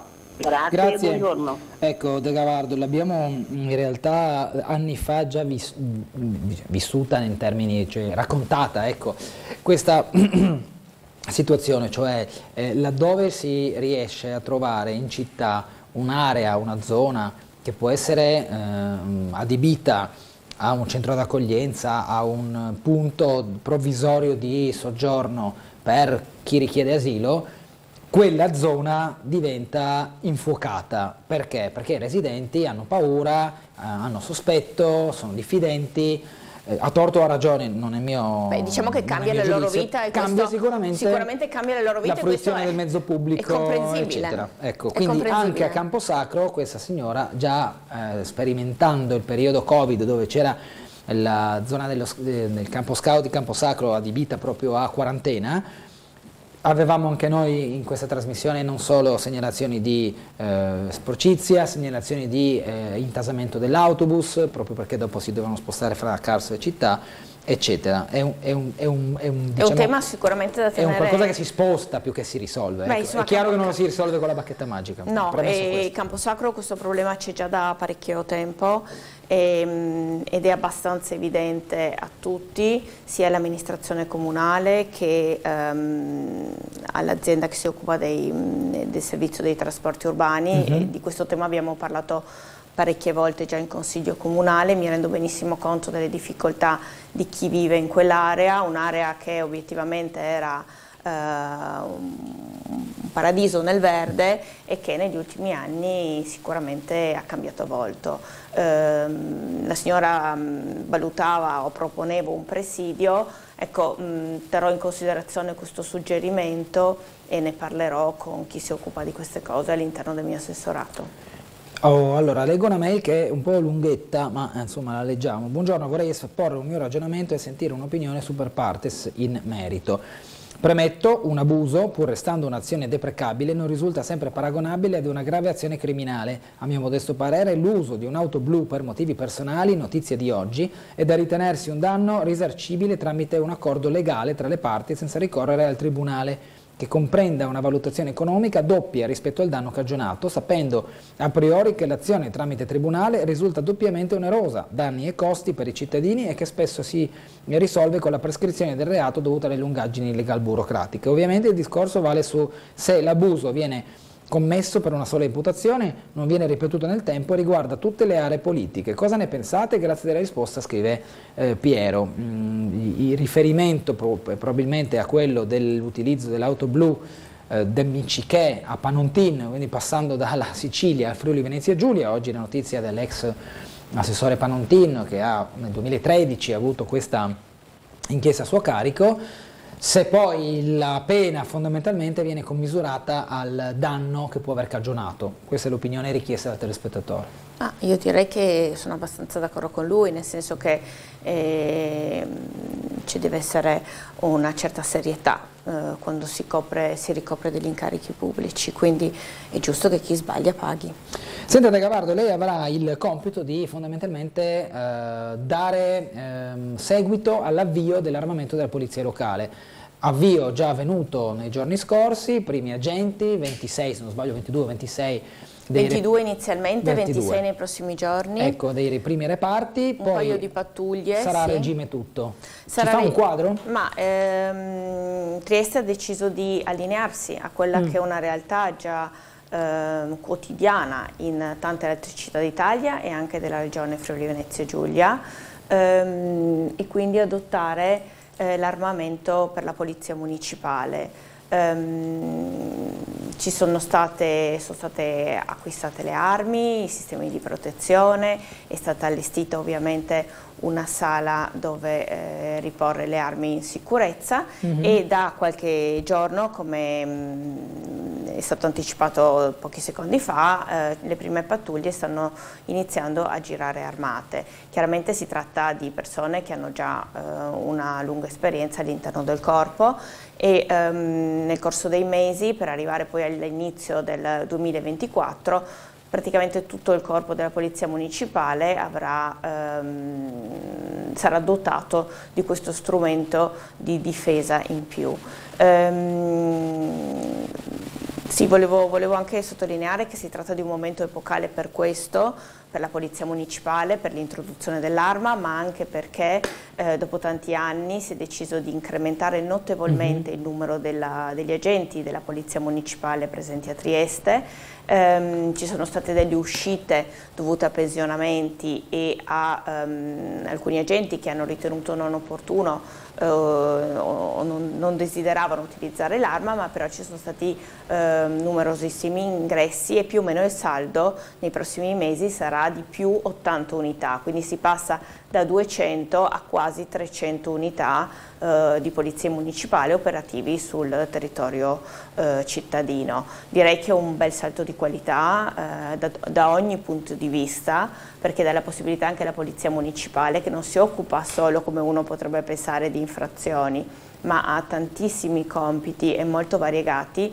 Questo aumento di risorse dà la possibilità di operare meglio, questo non c'è dubbio, su più turni e grazie all'introduzione delle Glock, di queste pistole, sarà in servizio anche il turno notturno, per cui ci sarà una continuità di presenza sul territorio sulle 24 ore. Poi il turno notturno può servire non solo per sgravare la polizia da quello che è la dinamica stradale, gli incidenti, la viabilità, eccetera, ma anche magari per presidiare quelle zone che anche la Polizia di Stato, che sappiamo essere sotto organico, talvolta copre ma solo a fasce orarie. Mi riferisco all'estate a zone come Cavana, via Torino, l'Arco di Riccardo, dove c'è tanto movimento. Sicuramente rivoluziona il modo di operare della Polizia Municipale, se non altro perché cambiano le dinamiche, come dicevi giustamente tu, di collaborazione con la Polizia piuttosto che con i Carabinieri. Certo. Assolutamente sì.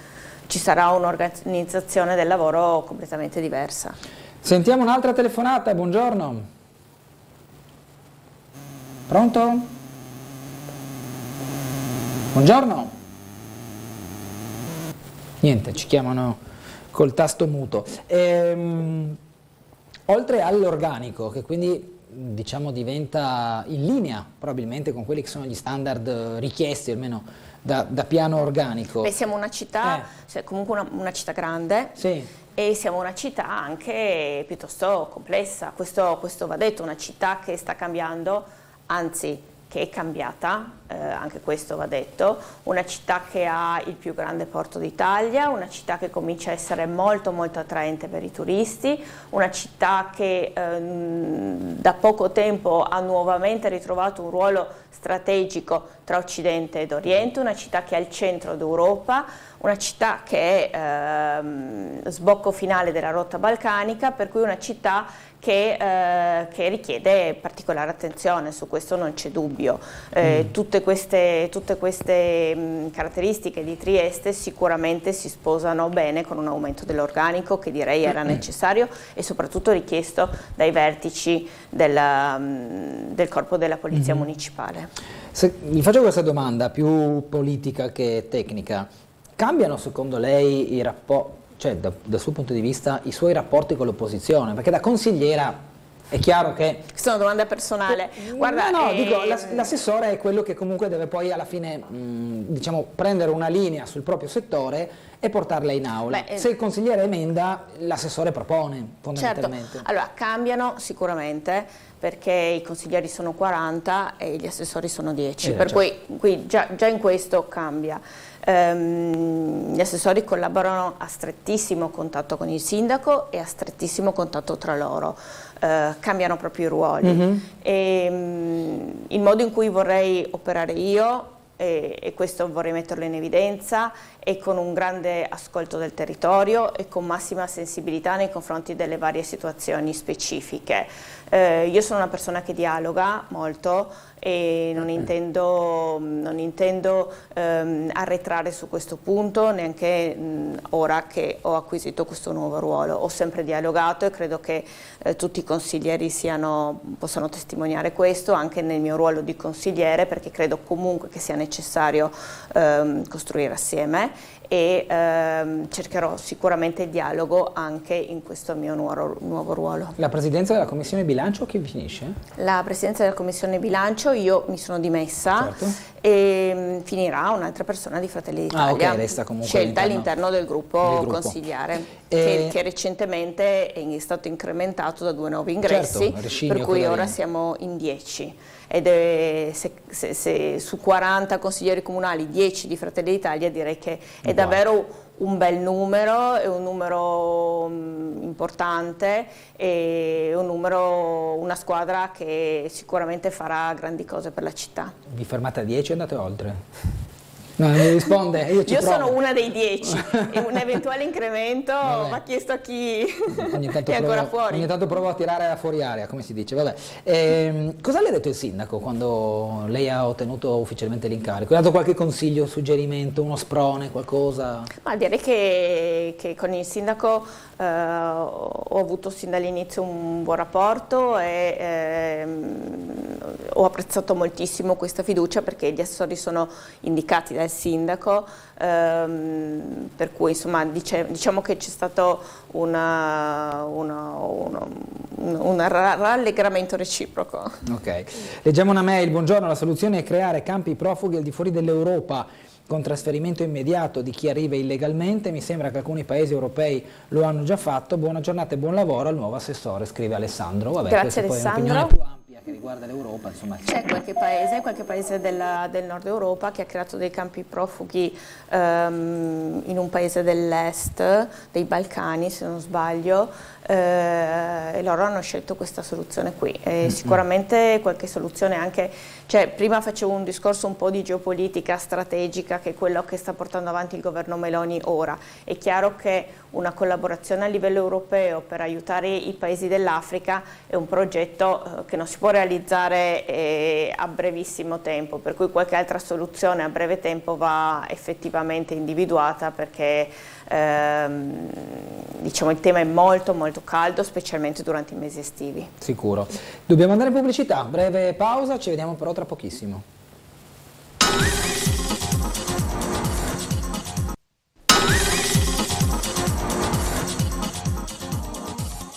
Bene, ritrovati con Sveglia Trieste, 8:33 minuti di venerdì 30 giugno, siamo in compagnia dell'assessore comunale alla sicurezza e alla polizia locale Caterina De Gavardo di Fratelli d'Italia. Alle 9 sarà con noi il dottor Dino Cafagni, esperto di storia e cultura triestina. Fino alle 10 non sono previsti collegamenti con la truppa esterna questa mattina. Abbiamo una telefonata, poi andiamo a parlare anche di telecamere, assessore, che è importante. Buongiorno. Un punto. Buongiorno, prego. Allora assessore, io penso che lei avrà a cuore anche la sicurezza stradale, immagino, no? Certo. Certo. Allora noi abbiamo un annoso problema. Aspetti un attimo che apro Google Maps, così ho già capito io. Hai già capito? Ho già capito, apro Google Maps. Prego, mi scusi se l'ho interrotta. Allora, c'è un problema annoso, l'incrocio via della Pace, via lo Costa conosco Lunga. anch'io, Red Barron. Brava. Allora, io dico una cosa, no? Può andare a vedere, addirittura c'è il servizio di Gugliota del 2015, che era ancora un ragazzino praticamente. Esatto. Allora c'è stato fatto l'intervento in circoscrizione, la mozione non serve, vengono qua i politici, facciamo la mozione non serve, viene l'assessore, facciamo la mozione non serve. Adesso io vorrei capire, ma chi comanda? Perché probabilmente non so se l'usciere, chi è che dà il benestare? Sarà qualcuno, perché se gli assessori non riescono a farlo vuol dire che il potere è in mano a qualcun altro. Allora, addirittura nel servizio di Gugliota si parla addirittura del 2015, si parla della rotonda. Allora io so che non ci sono i soldi, non so, ma almeno spostare, modificare il parcheggio in modo che uno quando arriva all'incrocio vede a sinistra, quelli che provengono dalla Maddalena, uno vede. Guardi, dice sì, sono i specchi, non servono gli specchi, a parte che lo specchio non ti dice a quanto sta arrivando la pecora, bravo. a quanto sta arrivando la macchina e poi si appannano, cioè, lì c'è da fare, spostare solamente quegli a pettine, invece di mettere a pettine metterli diciamo lineari, come vuol dire, che uno vede. Una volta ti diceva bisogna che ci scappi il morto e purtroppo il morto ci è scappato, povera la ragazza c'è rimasta, no? Allora io domando, chi è che può modificare diciamo, queste strisce pedonali? Cioè, non credo sia una spesa enorme o ci vuole reso piano, non so, c'è un progetto del genere, da chi dipende? Ma dove sono le strisce? Non ci sono strisce pedonali là? No, scusi, ho detto un errore, scusi. Strisce, scusi, volevo dire, ho detto una strisce del parcheggio, diciamo, farle in un altro modo. Modificare il posteggio, dai. Esatto, ecco. Io non mi ricordo se ci siamo già sentiti io e lei in questa trasmissione recentemente. Non so, avevo telefonato il Gulotto, oramai la sa questa storia, sì, guardi, gli faranno i capelli bianchi se non ci li ha già. Qualcun altro? Ne ho numerosi, insomma. Qualcun altro aveva già sollevato questo problema? Io tante volte. Ma un'altra volta che io sono venuta a sveglia a Trieste, qualcun altro aveva già sollevato questo problema. Sì. E già quella volta lì io avevo raccolto informazioni e avevo valutato assieme a dei tecnici la fattibilità dello spostamento dei parcheggi. Sicuramente ora che ho questo ruolo posso garantirle che ne parlerò con l'assessore competente, che non sono io, perché io mi occupo, come giustamente ha detto lei, di politiche della sicurezza. Questo invece è un lavoro evidentemente di urbanistica. Tremuli ha fatto, sa quante mozioni per Tremuli, lo conosce, no? Sì, certo, so che questo so benissimo, ma infatti ne ho parlato anche con Corrado Tremuli. Ma infatti lui a suon di mozioni ha perso i capelli, poverino. Questo è un tema che a lui sta molto caro e ne parlerò sicuramente con l'assessore competente. Perfetto, ok. Io lo frequento ogni giorno, è un problema questo discorso. Ok. Vero. Grazie, mi scusi. Grazie. Buona giornata. Noi come Tele4 e magari io stesso, che ormai conosco quell'incrocio come se ci abitassi, in verità abito da tutt'altra parte, continueremo a seguire la volontà da parte dei cittadini, che poi proviene da chi abita in zona, certo. Una modifica del posto auto che abbiamo visto anche da Google Maps, se non la realizzazione di una rotonda che potrebbe essere forse infrastruttura gradita. Evidentemente lo spazio sembra che ci sia, però ne parlammo ancora con l'allora presidente della 7ª circoscrizione Francesco Bettio, ancora, quindi risaliamo veramente a 10 anni fa circa, però da lì a oggi non è che ho visto cambiamenti onestamente su questo, però insomma si fa presente. Questo è un lavoro che appartiene a un altro assessorato. In ogni caso sicuramente mi metterò in contatto con l'assessore Babuder su questo tema.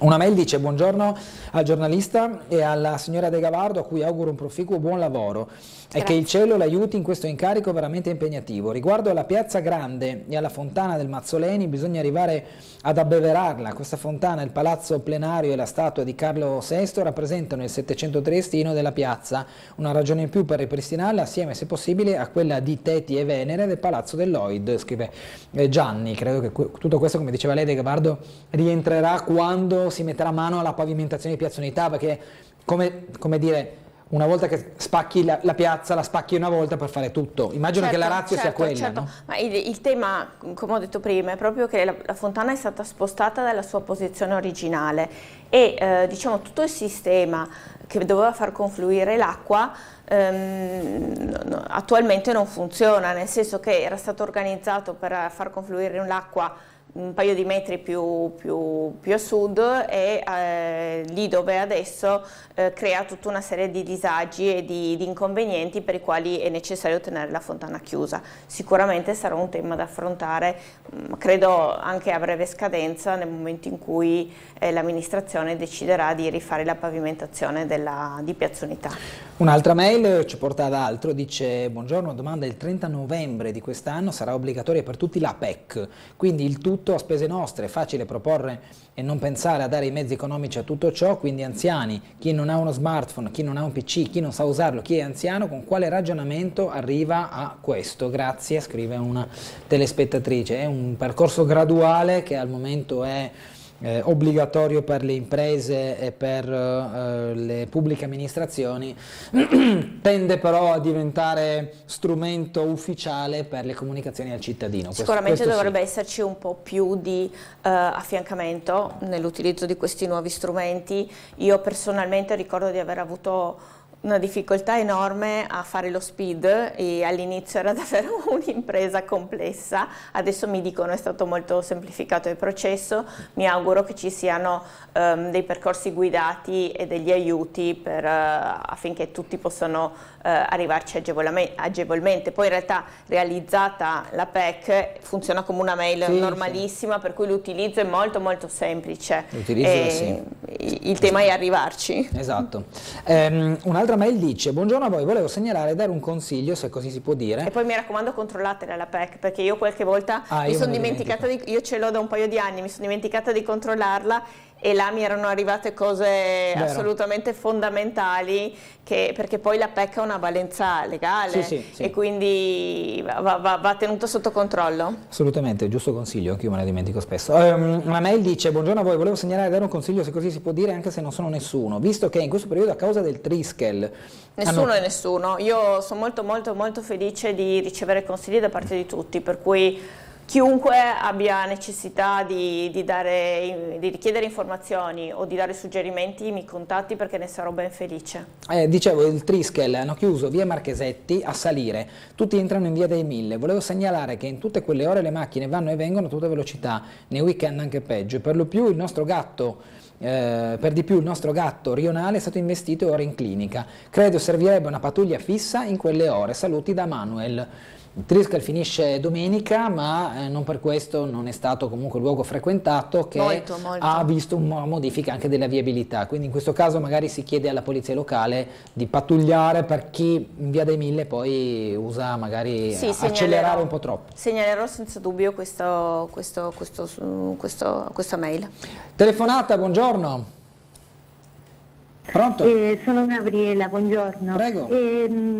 Lamento spostarvi un po' di argomento. Questa settimana è stato un argomento molto importante, la sicurezza di Trieste, ma abbiamo un argomento molto importante che è la sanità. Sì. Mi tocca veramente a me verificare che un appuntamento per un oculista, ovviamente a una certa età incomincio a avere bisogno di andare all'oculista, devo aspettare fino a marzo del prossimo anno, andare a Gorizia o Monfalcone, quando abbiamo, qua a Trieste non ci sono liste aperte, neanche per marzo, e quindi mi sembra una grave cosa che noi paghiamo con le nostre tasse la sanità pubblica e non l'abbiamo. Quindi questo governo ci fa pagare con il tempo quello che vuole veramente fare e farci pagare con i soldi ai privati, e quello non è giusto. E Riccardo è il responsabile di tutte queste cose. Grazie. Grazie signora Gabriella. Sulla sanità abbiamo visto ieri, ma in tutte queste ultime settimane, mesi, come sia vivace il tema fra opposizione, maggioranza in Consiglio regionale, ma anche i sindacati che ieri, per fare l'esempio ultimo cronologico, erano in presidio sotto la prefettura. Sì, e la signora diceva che questo governo ci vuole far pagare le prestazioni sanitarie private. Ecco, in realtà questo governo non è in carica neanche da un anno, per cui questa è una situazione che purtroppo si trascina da, credo, quasi un decennio, e che ha trovato poi sul suo percorso 2 anni e mezzo di Covid, che sicuramente hanno peggiorato la situazione. Mi pare però francamente che l'amministrazione regionale, che si occupa dei temi della sanità, perché il comune in realtà c'entra poco su questi temi, ha solo voci in capitolo, nel senso che può in qualche modo trattare l'argomento o dare consigli, però è un tema regionale. Ecco, mi sembra che questo tema sia abbastanza evidenziato, messo in evidenza, tenuto sotto osservazione da parte della regione. Mi sembra che ci sia una piena coscienza che ci siamo in una situazione difficile. In realtà non riguarda soltanto il Friuli Venezia Giulia, anzi non solo il Friuli Venezia Giulia, ma un po' tutta Italia, e non riguarda neanche solo il settore della sanità, ma riguarda proprio il pubblico impiego dal mio punto di vista, quindi un ripensamento globale va fatto. A brevissima scadenza sicuramente l'idea di appoggiarsi di più al privato convenzionato, che è un servizio pubblico perché viene comunque pagato dalla regione, viene comunque pagato dallo Stato per il cittadino, possa essere una buona soluzione. Telecamere, dicevamo prima, processo di implementazione in città. Trieste è una città tenuta molto sotto controllo. Ieri nel mio giro in caserma ho avuto la possibilità di andare a vedere anche la sala operativa, la centrale operativa, e mi hanno detto che ricevono più o meno 13.000 telefonate l'anno, quindi numeri impegnativi. E all'interno di questa centrale operativa ci sono già alcuni punti di osservazione in evidenza. Trieste attualmente ha 120 telecamere attive e queste sicuramente servono da deterrente, e questo senza dubbio, perché è evidente che chi ha intenzione di colpire un negozio piuttosto che una persona va a fare dei sopralluoghi per capire se ci sono dei punti di osservazione con delle telecamere, ma poi serve anche tanto nelle indagini successive, per cui Fratelli d'Italia in particolare ha sempre ritenuto che questo tipo di controllo del territorio sia assieme ad altri, ma questo sia fondamentale e importante. Le faccio due domande, poi abbiamo una telefonata. La prima è: ci sono talvolta, non so quanto vere queste voci siano, ci sono talvolta cittadini o anche consiglieri di circoscrizione o comune che lamentano che una parte delle telecamere cittadine non sono in funzione, o sono rotte, non sono state mantenute, sono spente. Mi viene da dire, c'è un focus, un check sul corretto funzionamento di tutte queste telecamere? Secondo lei bisogna farlo? È già stato fatto da qualcun altro? Assolutamente bisogna farlo, se non è fatto, e mi risulta però che ci sia un attento controllo di questi strumenti, per cui approfondirò sulle periodicità dei controlli delle varie telecamere. Chiaramente può succedere che qualcuno in certi momenti non funzioni, però di base, questo veramente voglio metterlo in evidenza, c'è un gran controllo del territorio attraverso le telecamere, che tra l'altro sono presenti anche su tutti i mezzi della Trieste Trasporti, e questo dà la possibilità spessissimo di incrociare le informazioni. Il Comune e Trieste Trasporti lavora parallelamente in questo senso, cioè nel momento in cui accade qualcosa spessissimo si fa richiesta uno dell'altro delle informazioni che si sono raccolte, per cui da questo punto di vista qua c'è un controllo molto forte del territorio, che grazie poi adesso anche a queste nuove 80 persone che faranno parte della Polizia Municipale sarà anche controllato con dei presidi evidentemente più numerosi. Più rafforzati. Allora, la domanda la faccio dopo, sentiamo la telefonata. Buongiorno. Devo chiedere a lei e alla sua ospite, allora, perché non vengono bloccati gli immigrati in Croazia e in Slovenia, visto che sono il primo paese europeo di approdo, come nella legge? Invece arrivano tutti a Trieste e sul cazzo si trovano i passaporti, i vestiti e le lattine, anche con le di chi è l'interesse sotto ad avere tutte queste persone che poi siamo noi che le manteniamo, e sono portati anche a delinquere, perché se non hanno la possibilità è chiaro che uno è portato a questo. E poi un'altra domanda, quando viene segnalato che c'è qualche movimento strano o qualcosa, soprattutto alla notte, perché sia la polizia locale o i carabinieri arrivano con lampeggiante acceso e con le sirene, così danno modo a chi sta per delinquere di nascondersi? Perché non girano con le auto civette? Mi sembra una cosa talmente logica. Ok. Auguro buon lavoro alla sua ospite, perché ho sentito che da poco tempo, le auguro buon lavoro. Grazie. Però con tutti questi problemi che ci sono, veramente buon lavoro, e a lei buona giornata. Grazie. Signora, grazie. Io mi estengo dai commenti, signora, abbia pazienza, lei ha chiesto a me e alla De Gavardo di fare un commento, io però non non sono nel ruolo di poterlo fare.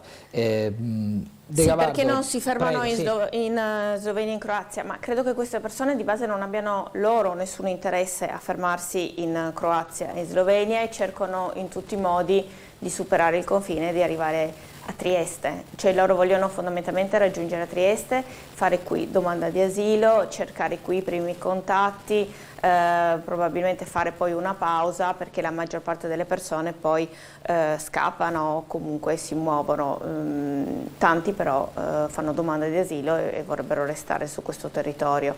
Il governo italiano e quindi insomma le forze di polizia sta lavorando affinché ci siano dei respingimenti sul confine. Come ricordava giustamente la signora, è in vigore il Trattato di Dublino che prevederebbe che il primo paese di accesso della Comunità Europea sia anche il paese in cui si fa domanda d'asilo. Purtroppo questo non avviene, come giustamente ha detto la signora, queste persone arrivano a Trieste e quasi sempre fanno domanda qua. E anche qua credo che una maggiore collaborazione con Croazia e Slovenia sia opportuna. Chiaro che la collaborazione deve partire da entrambe le parti. Nota simpatica, mi scrive il consigliere Tremul, mi ha detto riguardo alla battuta che ho fatto sulla rotonda, ipotetica rotonda di Via della Pace, ha detto grazie per la battuta, per i capelli ha contribuito anche la situazione della Triestina, ma vabbè, questo è un in più che aggiungiamo col sorriso.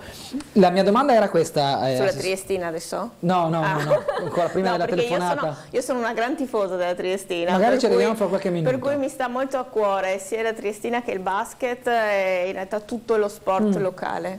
Dopo le chiedo una cosa, ma prima che dopo me lo dimentico, più che altro non me lo sono scritto. Qual è il suo principale punto di partenza della nuova esperienza di assessore? Cioè se lei si è posto un obiettivo nell'idea di come strutturare l'assessorato, si tratta degli obiettivi e se fra questi obiettivi c'è una priorità?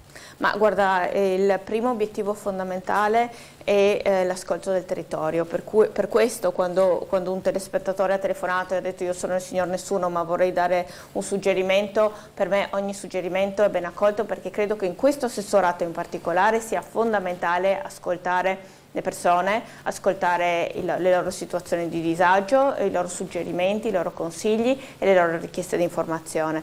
Per cui credo che questo sia il punto di partenza giusto per gestire un assessorato complicatissimo come quello che mi trovo a gestire.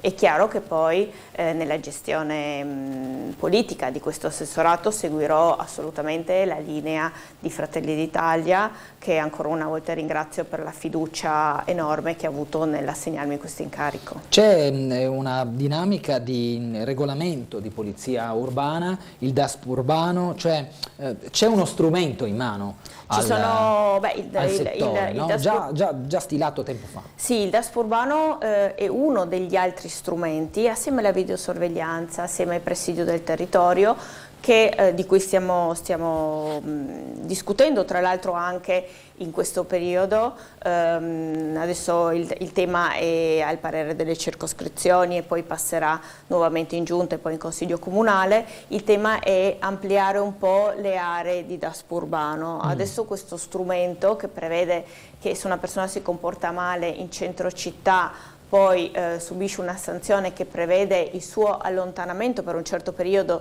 da quelle zone. Ecco, l'idea è di modificarlo ed ampliarlo a più zone della città, per cui se qualcuno delinque in un'area di Trieste poi ci si organizza in modo tale che non ci sia una seconda volta in quell'area fondamentalmente.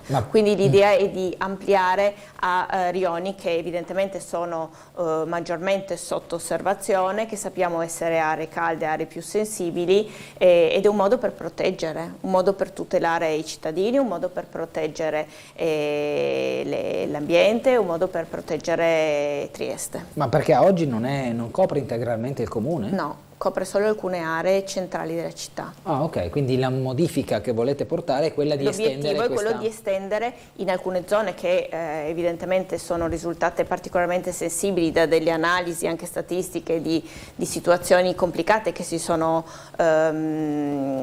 accadute in queste aree, di estenderlo ad altre aree. Ma un'area, per fare un esempio, che non è coperta e vorresti coprire? Ci sono ad esempio ci sono delle aree, adesso proprio riguarda assolutamente solo il centro. Ci sono delle zone nei rioni che potrebbero essere interessanti da questo punto di vista. Sentiamo un'altra telefonata, buongiorno.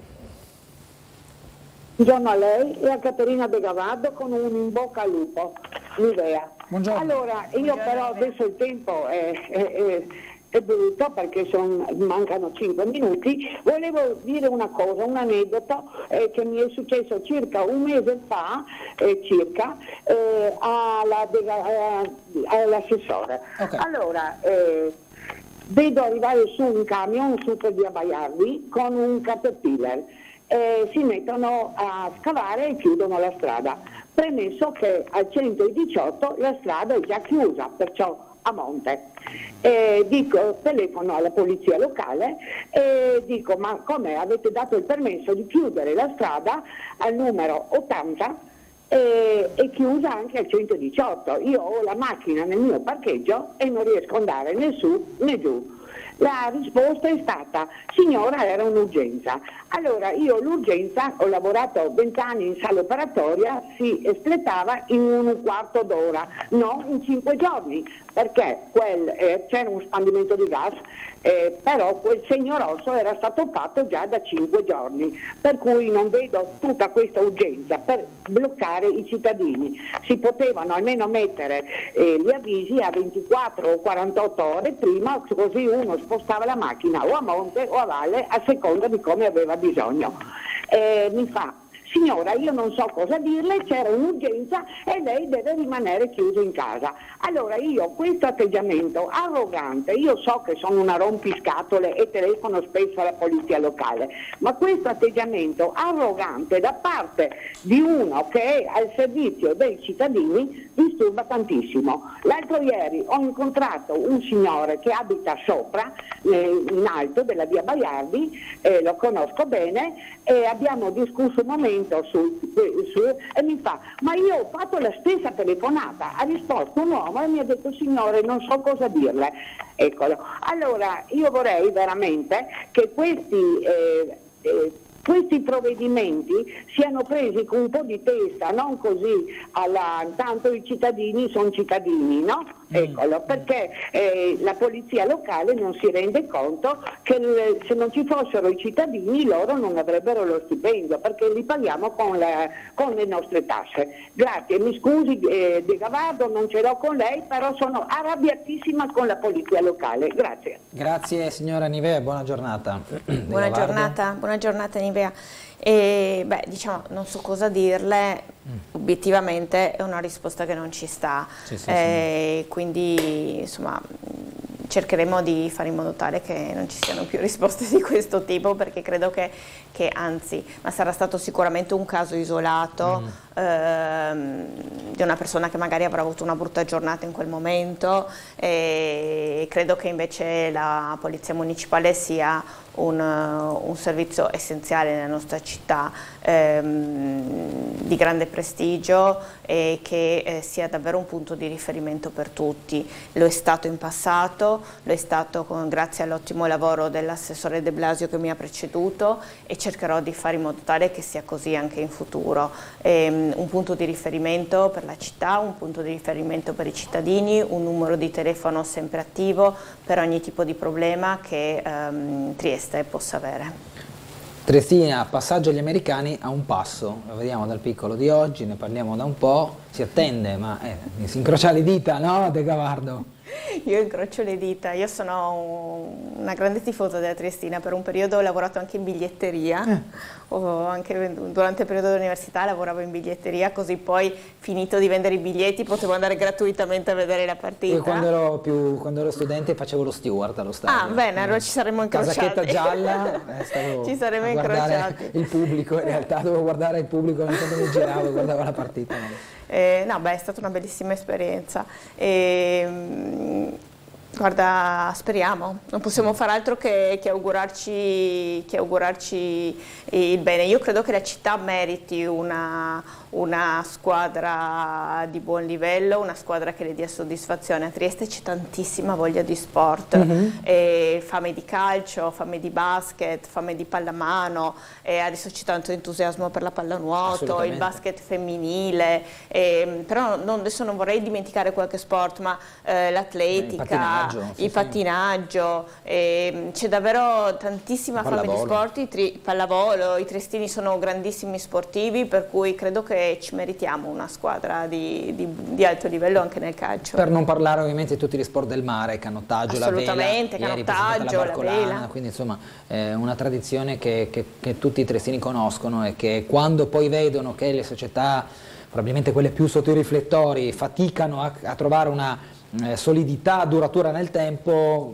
evidenziano che c'è qualcosa che non va, e quando c'è qualcosa che non va dopo anche i risultati ne risentono. Questo lo abbiamo visto, non è che lo devo dire io, ma insomma la Triestina in Serie C, mi ricordo anni in cui era in B e si giocava alle posizioni medie e medio-alte della classifica, siamo arrivati a un passo dalla retrocessione in Serie D, quindi qualcosa evidentemente a livello sportivo, a livello dirigenziale, ma insomma non è che mi devo mettere io a discutere, ci mancherebbe, però evidentemente qualcosa non è andato, perché altrimenti si parlerebbe di un altro tipo di gestione e di risultato. Grazie all'assessore De Gavardo per essere stata con noi, buon lavoro. Grazie a voi, buona giornata e buon lavoro a tutti. Ci fermiamo per la pubblicità, tra poco con noi il dottor Dino Cafagna.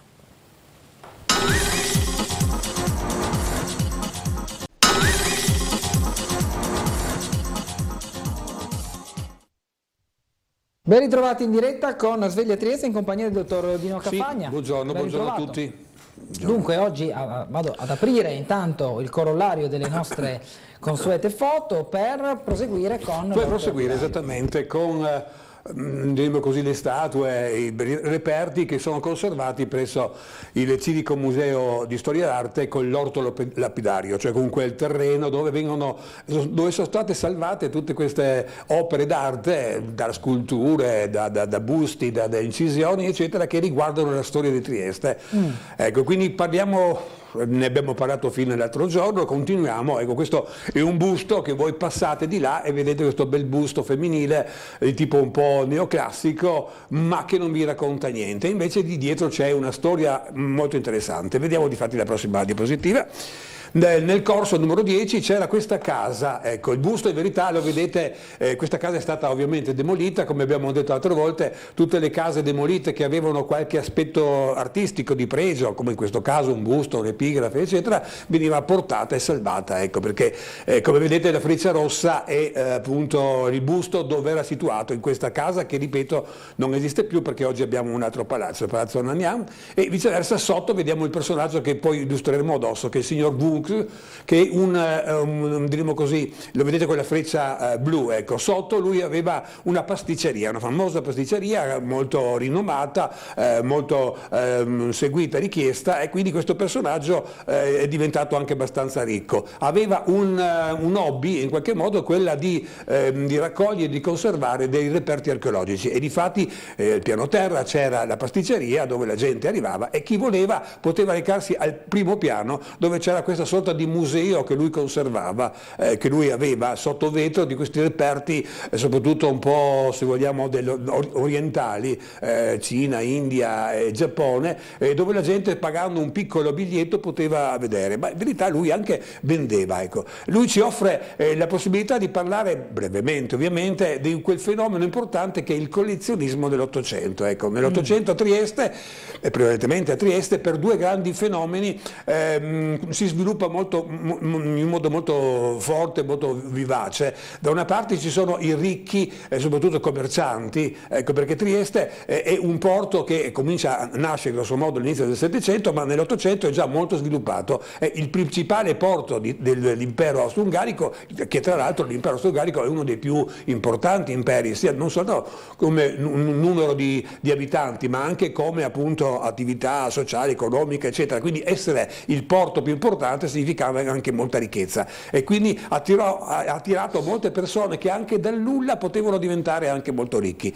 Ovviamente parliamo di una minoranza, cioè dei ricchi, delle persone che potevano arricchirsi, perché nell'Ottocento la gran parte della popolazione viceversa faceva la fame, aveva difficoltà ad arrivare a fine mese, ma questi ricconi che si potevano arricchirsi da niente in qualche modo avevano questo hobby di parallelo ovviamente alle loro attività, quello di raccogliere questi reperti di qualsiasi tipo, da monete, vasi, eccetera eccetera. Ne abbiamo molti esempi, ecco, per esempio il Re Voltella, che tra l'altro è nato a Venezia, tra l'altro da subito è diventato orfano di padre e quindi nasce un po' povero, viene a Trieste, anche lui alla ricerca come tanti diremo così, della fortuna, trova la fortuna perché nasce quasi come, cioè comincia un'attività economica quasi come garzone, impara tutto e poi alla fine si mette da solo e ha una grande fortuna, ecco, perché la sua attività abbraccerà tante branche dell'economia, diventando alla fine molto ricco, anche se in definitiva verrà definito barone. Il barone è un titolo che è stato dato negli ultimi anni della sua vita perché lui era ricco, perché dava del lavoro a tanta gente, perché lui è stato anche un mecenate, cioè ha sostenuto, come per esempio la Casa dei Poveri, ha sostenuto tante attività così di sostegno della popolazione povera. Per questo è stato insignito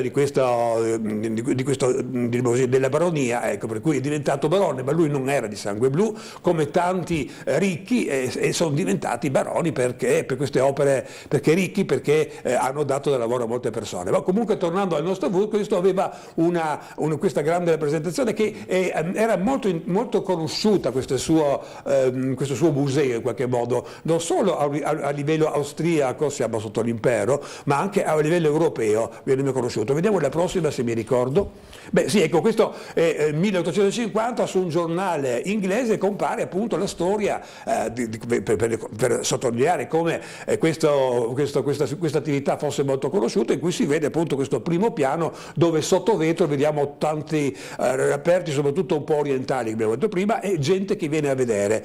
Accanto all'aspetto così di museo da vedere, pagando un piccolo prezzo, ecco, c'era anche molte persone, collezionisti, che venivano da lui a chiedere e a pagare. Uno di questi tra l'altro è Massimiliano, anzi direi che alcuni oggetti che noi troviamo oggi nel castello di Miramare sono stati comprati da lui qua, che veniva spesso appunto a cercare qualche elemento così di prezioso, e tanto era la sua fama che lui riuscì a convincere Massimiliano, convincere il fratello Francesco Giuseppe, l'imperatore e la imperatrice Sissi, a fare visita a questo museo, tanto era importante, tanto era interessante. Ecco, quindi quella figura che abbiamo visto prima, questo mezzobusto, ci racconta tutta la storia collegata a questo collezionismo. Sì, dicevo che il collezionismo era dovuto a due fattori. Il primo abbiamo visto quello delle persone ricche che si arricchivano anche incredibilmente. Ricorderei che Carciotti, quello del palazzo, viene da Grecia praticamente senza niente. Sono persone che riescono quindi a aver fortuna anche da niente e diventano ricchissimi. Un altro potrebbe essere Sartorio, che si è arricchito talmente tanto, cioè queste persone avevano tanti di quei soldi che, non sapendo cosa fare, seguivano questa moda del collezionismo dell'Ottocento. Ma dall'altra parte c'era un altro fenomeno, è quello del fatto che Trieste è una città di porto, che Trieste ha tante navi che girano il mondo. Ricordiamo Lloyd, per esempio, Lloyd Triestino, dove queste navi raggiungevano tutti i mari possibili, per esempio l'India, la Cina, il Giappone, portando i marinai, ma soprattutto un po' diremo così i capitani che erano un po' più studiati, un po' più colti, portavano dei pezzi allora che costavano poco, diremo in Giappone, in Cina, li portavano a Trieste e li vendevano a questi ricconi, in qualche modo, che seguivano questa moda del collezionismo, e quindi era una seconda entrata oltre la paga, qualche volta anche sostanziosa. Praticamente tutti cercavano in qualche modo di guadagnarci sopra con questo fenomeno, andando all'estero, portando un pezzo che poteva essere un'arma, un vestito da samurai, o una una pittura eccetera, che poi poteva interessare questi collezionisti che essendo ricchi li compravano subito. Ecco, per cui Trieste si è arricchita di questi reperti, tanto è vero che poi alla loro morte molti di questi, diremo, se hanno avuto degli eredi, spesse volte questi eredi si sono mangiati tutti. Per esempio Wulf, quando è morto, questa sua grande preziosa collezione è andata persa perché gli eredi hanno preferito vendere, svendere, diremo così, disseminare per l'Europa questa raccolta molto interessante, che se fosse stata donata a Trieste avremmo avuto la sezione Wulf di archeologia eccetera, e quindi in qualche modo alcuni viceversa come il Sartorio, come Rivoltella, lo hanno ceduto alla città. Vi pensate che il palazzo di Rivoltella è pieno di oggetti, ecco, il palazzo di Sartorio, ecco, che sono diventati dei musei, tanto era la ricchezza di prodotti, della raccolta di queste collezioni che questi personaggi facevano, ecco, quindi per questo fenomeno importante dell'Ottocento, del collezionismo, che qui è un po' riassunto della storia di Wulf. Vediamo un po' la prossima. Beh, sì, quel palazzo che abbiamo visto prima è stato demolito, oggi c'è questo, dove abbiamo appunto il nuovo hotel, siamo in via Corso 10, ecco, quindi sì. È scomparso, ma è rimasto come ricordo questa figura di femminile. Vediamo un po' la prossima. Sì. Sempre andando diremo così per il lapidario, troveremo questa statua che è con la testa bozzata, quindi è una statua che in verità, passandoci sopra, voi non ci date molta importanza. Che cos'è questa statua? È poco interessante, e invece, come tutto, da questa statua possiamo sviluppare una storia molto interessante, che è quella se vogliamo, dell'acqua a Trieste. Vediamo un po' la prossima, se mi ricordo bene. Sì. Beh, dovevo partire da questa statua, possiamo partire sul discorso un po' che riguarda un po' l'acqua a Trieste. Trieste non è mai stata una città ricca d'acqua, sì, ha dei torrenti, ma i torrenti, come sapete, sono sporchi perché raccolgono le immondizie, le sporcizie, la terra, di tutto, e quindi non possono essere utilizzati per bere. I triestini quindi, quando erano pochi, 2-3 mila, si sono sempre avvalsi delle poche fontane, delle poche sorgenti, delle cisterne, e quindi diremo così, sono sopravvissuti con questo. Quando però la popolazione è aumentata, e qui quindi possiamo anche citare per esempio la Tergeste romana, che è stata una città importante, quando il numero di abitanti è aumentato non ci si poteva più far fronte con queste misere fonti d'acqua, e quindi sotto Roma per esempio hanno pensato appunto di costruire questo acquedotto, l'acquedotto romano. In verità di acquedotti romani ce ne erano 3, uno che lo conosciamo un po' tutti, quello di Bagnoli, l'altro che lo conosciamo un po' meno, ma di cui abbiamo ancora alcune vestigia, che è quello di San Giovanni, e un terzo che si chiama appunto le Sette Fontane, di cui in verità conosciamo poco. Ma quello che è interessante è vedere come i tergestini di allora, triestini romani di allora, hanno cercato di risolvere il problema dell'acqua, che era un problema importante. L'acqua ovviamente è importante, ingegnandosi appunto in questo acquedotto di Bagnoli, che appunto pesca da Bagnoli. Pensate, siamo a 14-15 km lontani dal centro. A Bagnoli abbiamo alcune polle d'acqua, alcune fonti, alcune sorgenti d'acqua,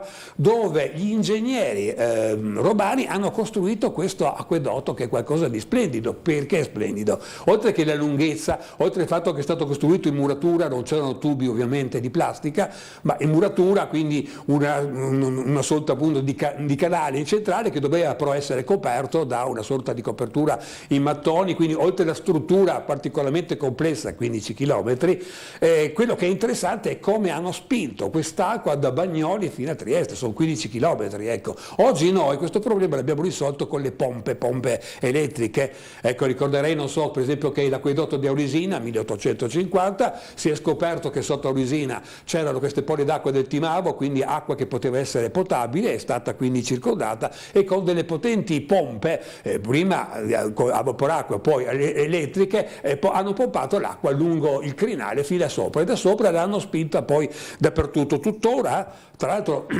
l'acqua a Trieste è talmente poco presente, che oggi il nostro acquedotto deve pescare nelle polle nell'acqua dell'Isonzo. Prendiamo l'acqua per filo dell'Isonzo con una tubatura che in parte va sotto mare, arriva a Trieste grosso modo a livello di Barcola, a livello della cavalcavia di Barcola, e da lì viene pompato da tutto, anche sul Carso. Quindi grazie a queste pompe elettriche noi riusciamo a portare acqua dappertutto, ma a quell'ora l'elettricità non esisteva, quindi hanno sfruttato un elemento importante, la gravità. È incredibile che con una minima pendenza, pensate 2 metri a chilometro di differenza, ecco 15 chilometri qui, hanno cercato di trovare la strada giusta per far sì che ci sia una differenza tra l'entrata e l'uscita dell'acqua in qualche modo, e quindi fosse spinta soltanto dalla gravità. È una cosa incredibile. Questo vi spiega perché questo ovviamente il percorso dell'acquedotto romano non è dritto, ecco, come noi. Se dovessimo fare oggi un acquedotto lo faremo diritto con delle tubature di plastica, ma viceversa è a zigzag. Perché a zigzag? Perché gli ingegneri hanno dovuto trovare proprio la strada giusta dove poter sfruttare questa differenza di dipendenza del 2% che è quasi costante, e quindi vediamo questo aspetto. Tra l'altro abbiamo trovato pezzi, abbiamo ancora documentato pezzi dell'acquedotto a San Sergio, sulla Camionale, in via dell'Istria, e perfino anche una via parallela, la via della Galleria, parallela alla via San Michele, dove c'è la via Galleria appunto che sta a indicare la vecchia galleria che si rifà. Quindi questa opera ingegnosa. Ma il secondo e viceversa è quello che viene da San Giovanni, perché qui ci apre un altro aspetto storico, cioè che sotto Roma con questi 3 acquedotti si stava abbastanza bene. Ecco, tra l'altro portava qualcosa come 600 metri cubi d'acqua, questo di Bagnoli, al giorno, quindi era abbastanza, ma non sufficiente. Ecco. E poi però è successo quello che noi conosciamo, che sono arrivati nel 568 i Longobardi, i barbari, che hanno distrutto la città, che ne hanno incendiata e hanno distrutto anche tutti questi acquedotti, ma i triestini che sono tornati non erano più i 12.000 della Tergeste romana, ma erano poche centinaia e non avevano nessun significato riproporre, ricostruire questo grande e costoso e impegnativo acquedotto, e quindi sono ritornati a vivere con le poche cisterne, sorgenti, fontane che c'erano, e questo per un periodo lunghissimo, perché fino al 1719, il famoso anno in cui Trieste è diventata, grazie a Carlo VI,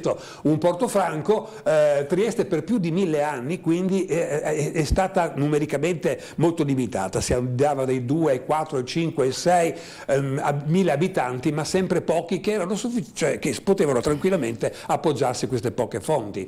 Il motivo per cui in questo lungo periodo abbiamo questo fluttuare della popolazione è avuto il fatto che ci sono stati molti momenti storici drammatici, per esempio delle epidemie di peste potevano ridurre del 30, del 40, ci fu una volta anche del 50% della popolazione triestina che colpa della epidemia di peste è passata da 4.000 a 2.000 persone, oppure le guerre, oppure le carestie e così via, oppure anche i terremoti, sì, perché nel 1511 incredibilmente, perché Trieste non è una zona di grande sismicità, c'è stato un terremoto talmente grande, simile a quello che abbiamo avuto 30 anni fa a Udine, un pochino più importante, che ha provocato la distruzione di numerose case, delle torri, delle mura, e poi c'è stato anche il tsunami, cioè l'acqua che poi ha distrutto ancora di più, ecco. Però questo ha fatto sì che la città si sia disastrata e il numero della popolazione si sia un po' ridotto, ecco. Comunque fino al 1719 non c'è stata una grande necessità di acqua, ma nel momento in cui c'è stato il Porto Franco la gente ha cominciato ad aumentare, in poche decine d'anni la gente è raddoppiata, poi triplicata, e Maria Teresa si è trovata questo grosso problema dell'acqua, l'acqua che serviva non soltanto per l'alimentazione dell'individuo, ma anche per le attività industriali che cominciavano a crescere. Dobbiamo andare in pubblicità, dottor Cafagna, riprendiamo subito da qui tra poco. Non abbiamo oggi collegamenti.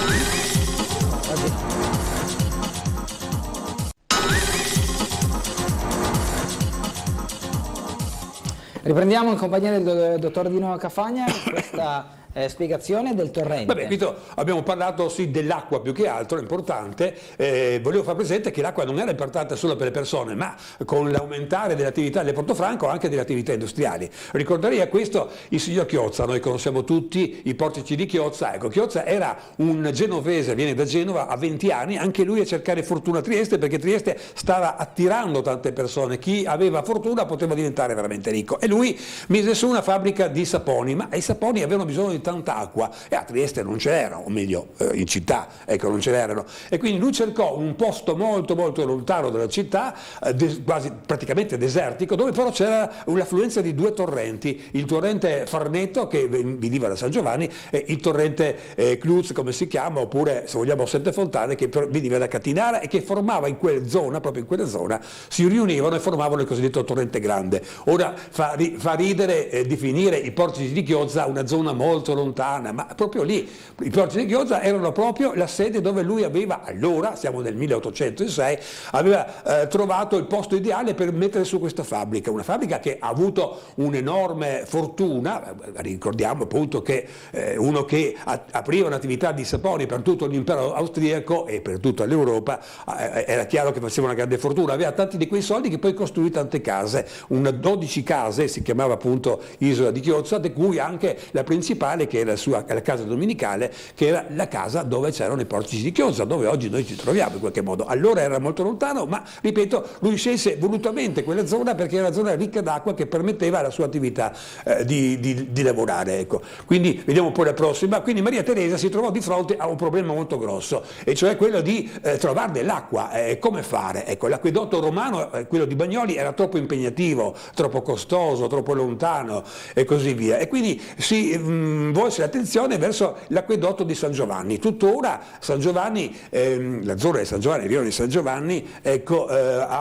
si vede ancora alcuni resti dell'acquedotto che aveva circa 4 chilometri, dall'alto veniva sempre per gravità portato su. Ecco, se voi andate a San Giovanni trovate questa casetta che ha 250 anni e che è il capofonte. Che cos'è il capofonte? È il punto di partenza dell'acquedotto chiamato ormai teresiano. Vediamo poi la prossima. Non dareste molta importanza a questo, chiamiamolo così, questo casotto, questa piccola abitazione tra l'altro seminterrata, ma in fronte ha questo cardiglio, questa scultura che dice che questo nel 1749 Maria Teresa, l'imperatrice Maria Teresa, con l'ausilio anche dei suoi ministri, in qualche modo ha riesumato, ha riattivato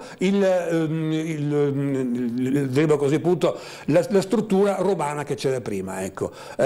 Quindi questo cardiglio, questa incisione ci ricorda come nel 1749 è stata riaperta, riutilizzando il vecchio acquedotto romano, in qualche modo appunto riutilizzando questo per la città teresiana, 1750. Vediamo la prossima.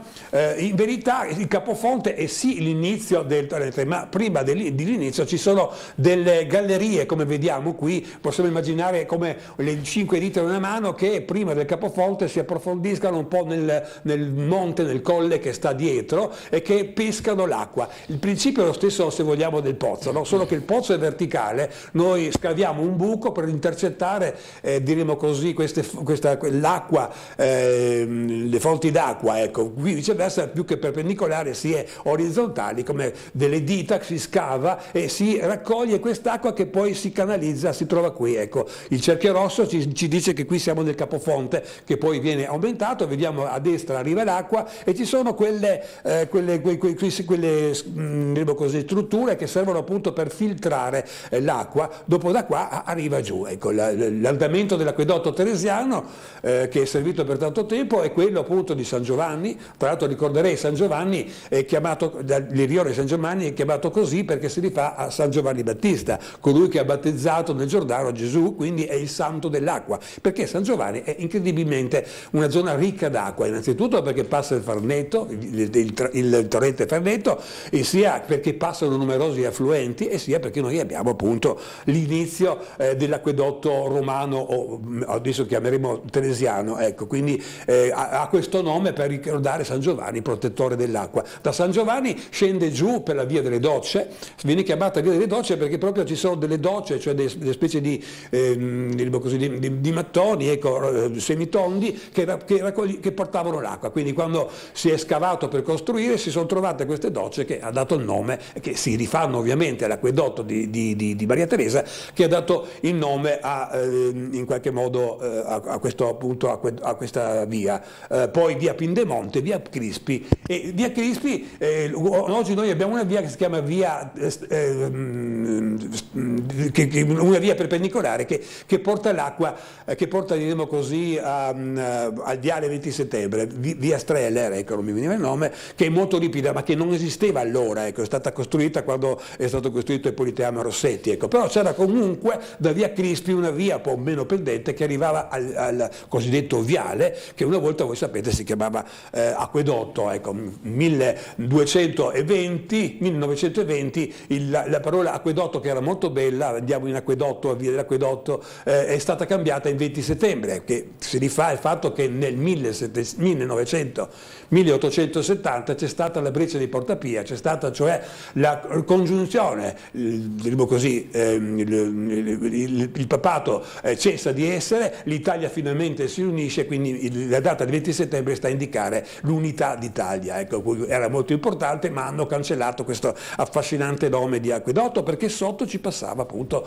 l'acquedotto, che poi arrivava a Piazza San Giovanni, arrivava a Piazza Ponte Rosso e poi arrivava come ultimo in Piazza Grande, oggi Piazza Unità, dove c'era appunto la fontana dei quattro continenti. Comunque, tornando a noi, in qualche modo, ecco, per avere dell'acqua Maria Teresa ha costruito questo acquedotto. L'acquedotto era messo nelle tubature, ovviamente quando aveva un andamento ovviamente torrentizio, cioè d'inverno era particolarmente ricco d'acqua ed estate ovviamente un po' di meno. Questa ricchezza però d'acqua, soprattutto nei periodi invernali, faceva sì che dentro ci fosse una pressione molto forte che poteva anche rompere un po' queste tubature. Allora si pensò di creare ogni tot metri o tot decina di metri dei tubi verso l'esterno per scaricare questa pressione e quell'acqua, tubi che diventavano poi, vediamo un po' la prossima se mi ricordo, diventavano delle fontane, quindi lungo quell'acquedotto abbiamo avuto delle fontane. Questa è una delle fontane che sono rimaste ancora visibili, una delle poche, è posta dietro al Politeama Rossetti in via Crispi, se voi ci andate, purtroppo ci sono sempre molte automobili per cui si vede e non si vede, ecco. Questa è la famosa fontana di Gigi Ganassa, ecco, Gigi perché bisogna ricordare come queste fontane che portavano l'acqua erano fondamentali per la popolazione locale, per il rione, ecco, perché la gente andava appunto a prendere l'acqua. Oggi noi, se abbiamo sete a mezzanotte, ci alziamo, andiamo alla spina, prendiamo l'acqua e non diamo una grande importanza all'acqua, ma fino a un secolo fa bisognava andare alla fontana, prendere l'acqua, portarla su magari quarto, quinto piano, 20 litri d'acqua che se dovevano servire per tutta la giornata significava 20 kg da portare, quindi l'acqua aveva una grande importanza, veniva molto considerata. Quindi la definizione di Gigi Ganassa, si chiama Ganassa perché qualcuno ha voluto distruggere una parte della guancia, e anche questa definizione di Gigi non è una mancanza di rispetto, esattamente il contrario, considerare questa fontana importante che portava l'acqua e vita, considerarla come qualcuno di noi, un amico in qualche modo, per cui questa definizione di Gigi Ganassa non dovete interpretarla come un prendere in giro un po' la fontana, ma esattamente quella di esaltarla, di considerarla una parte di noi. È talmente importante questa fontana che la gente del luogo che si serviva sottolineava come quest'acqua fosse un'acqua più buona delle altre, avesse degli aspetti organolettici, il gusto più buono degli altri e perfino un'attività anche traumatologica, cioè di guarigione di certe malattie. La cosa fa sorridere perché ovviamente quest'acqua è esattamente uguale, provenendo tutti quanti dall'acquedotto teresiano, era uguale a tutti gli altri, però vi fa capire come la gente stimasse innanzitutto questa fontana che serviva a tutto il rione, ma poi voleva in qualche modo, come spesso succede, esaltare questa situazione. Vediamo un po' la prossima. Andiamo in pubblicità nuovamente, ultima pausa, poi ci saluteremo alle 10, quindi a tra poco.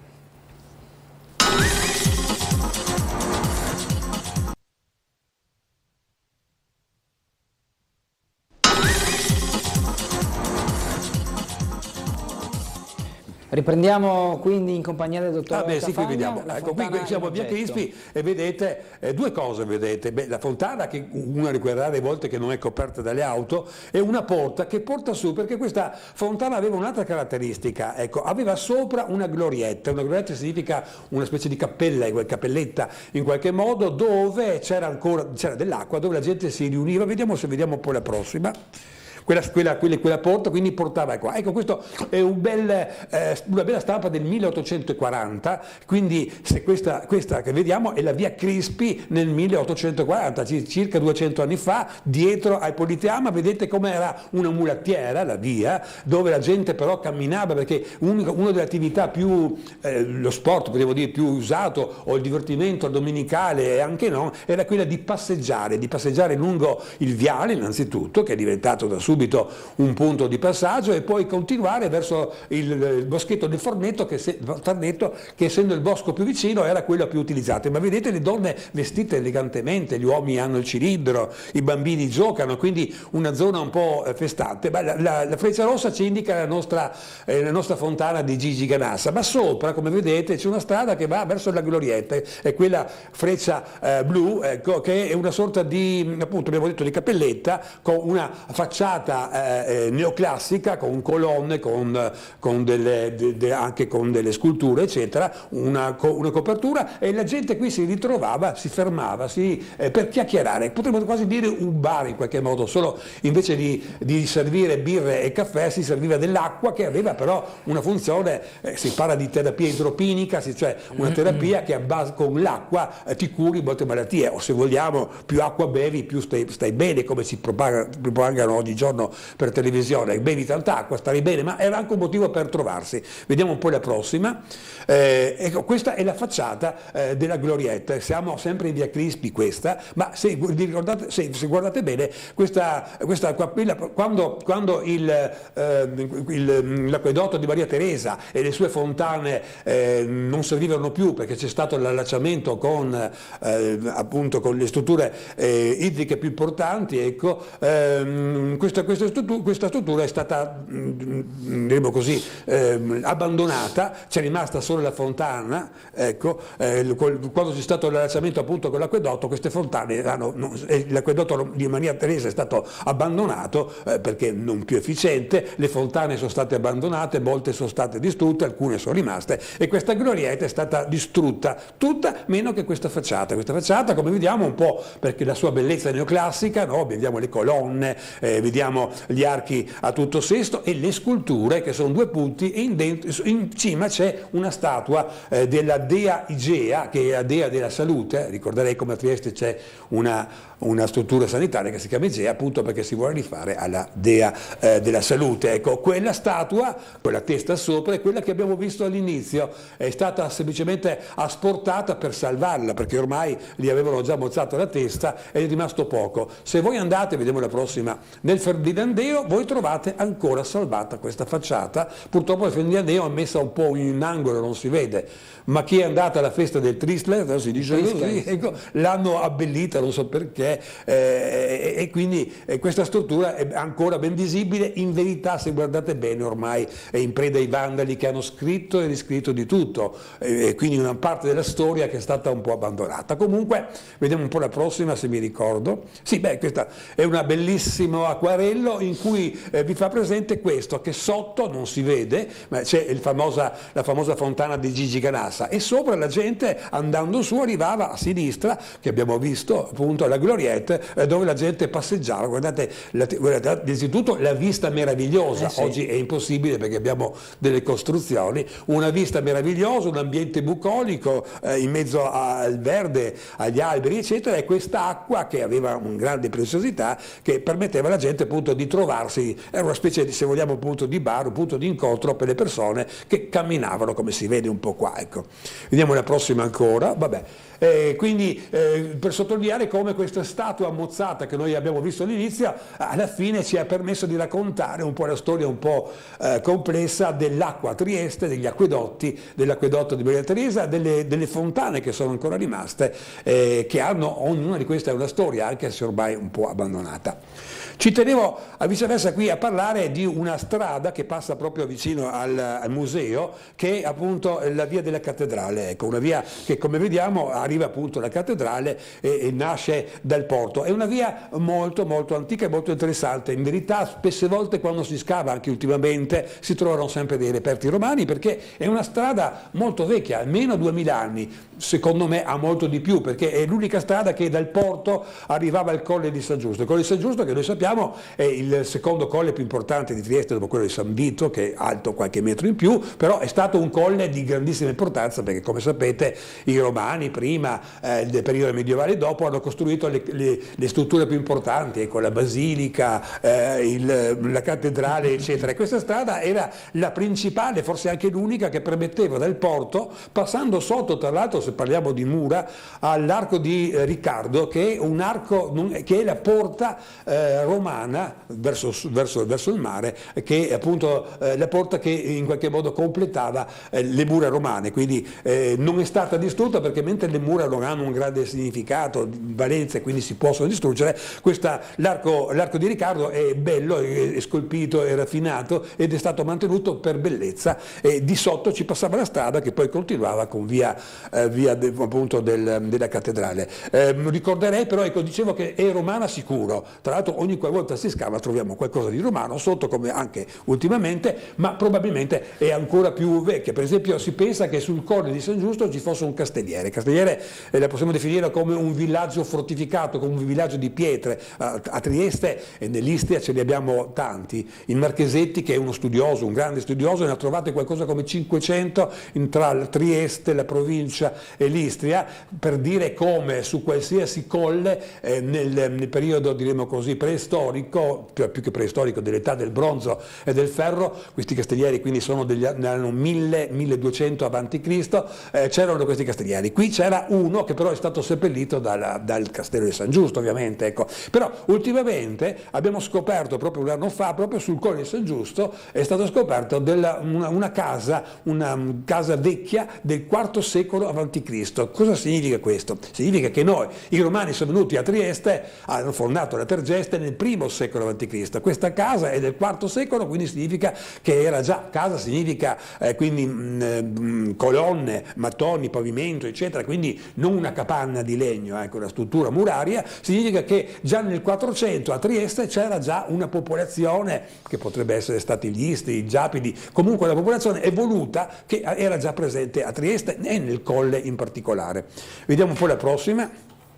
Se mi ricordo, questa strada quindi è importante, probabilmente prima dei Romani, ma soprattutto dei Romani rappresentava una delle strade principali. Ecco. Nel Medioevo ovviamente è diventata sempre importante, era però piccolina. Qui c'è una curiosità: all'inizio della via della cattedrale è messa in un muro, purtroppo si vede poco perché l'hanno dipinto il muro in grigio, che è esattamente il colore di questa struttura, in cui vediamo sotto l'anno 1667 in basso, in fondo a sinistra, dove si scrive che questa strada è stata riattivata, cioè è stata allargata, è stata pavimentata perché era talmente importante, e quindi abbiamo questo pezzo di storia del 600 in cui si racconta come questa strada è stata ricoperta, riattivata. Vediamo la prossima. Noi abbiamo ancora un pezzo della strada romana, ecco, vicino, quasi sotto la cattedrale, abbiamo questa cripta in qualche modo, in cui si vede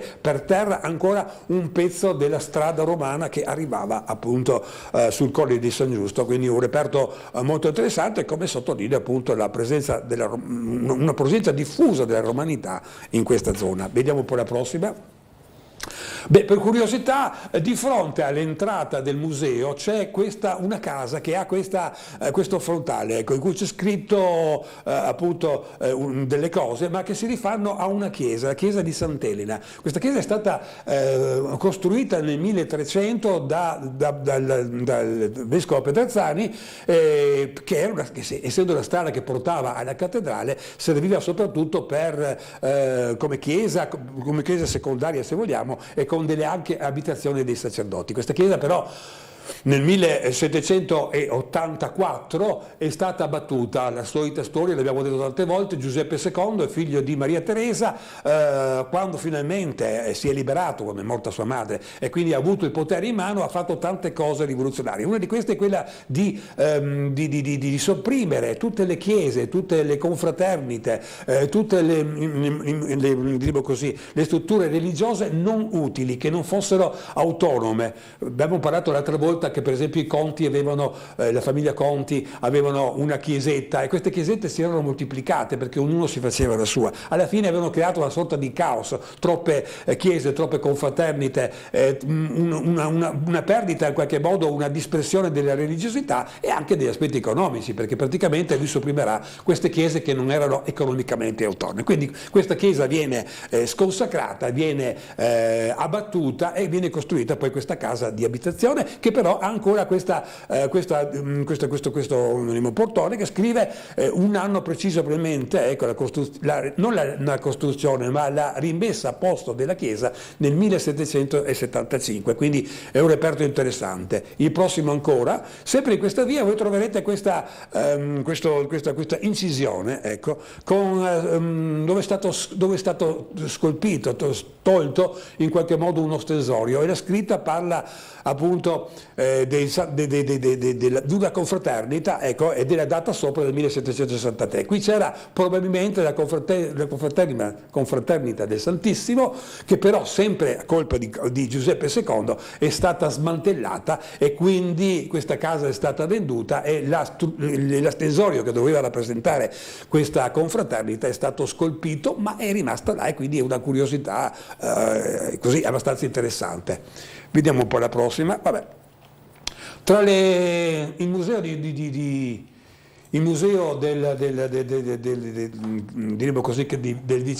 vicino Giardino del Capitano, no?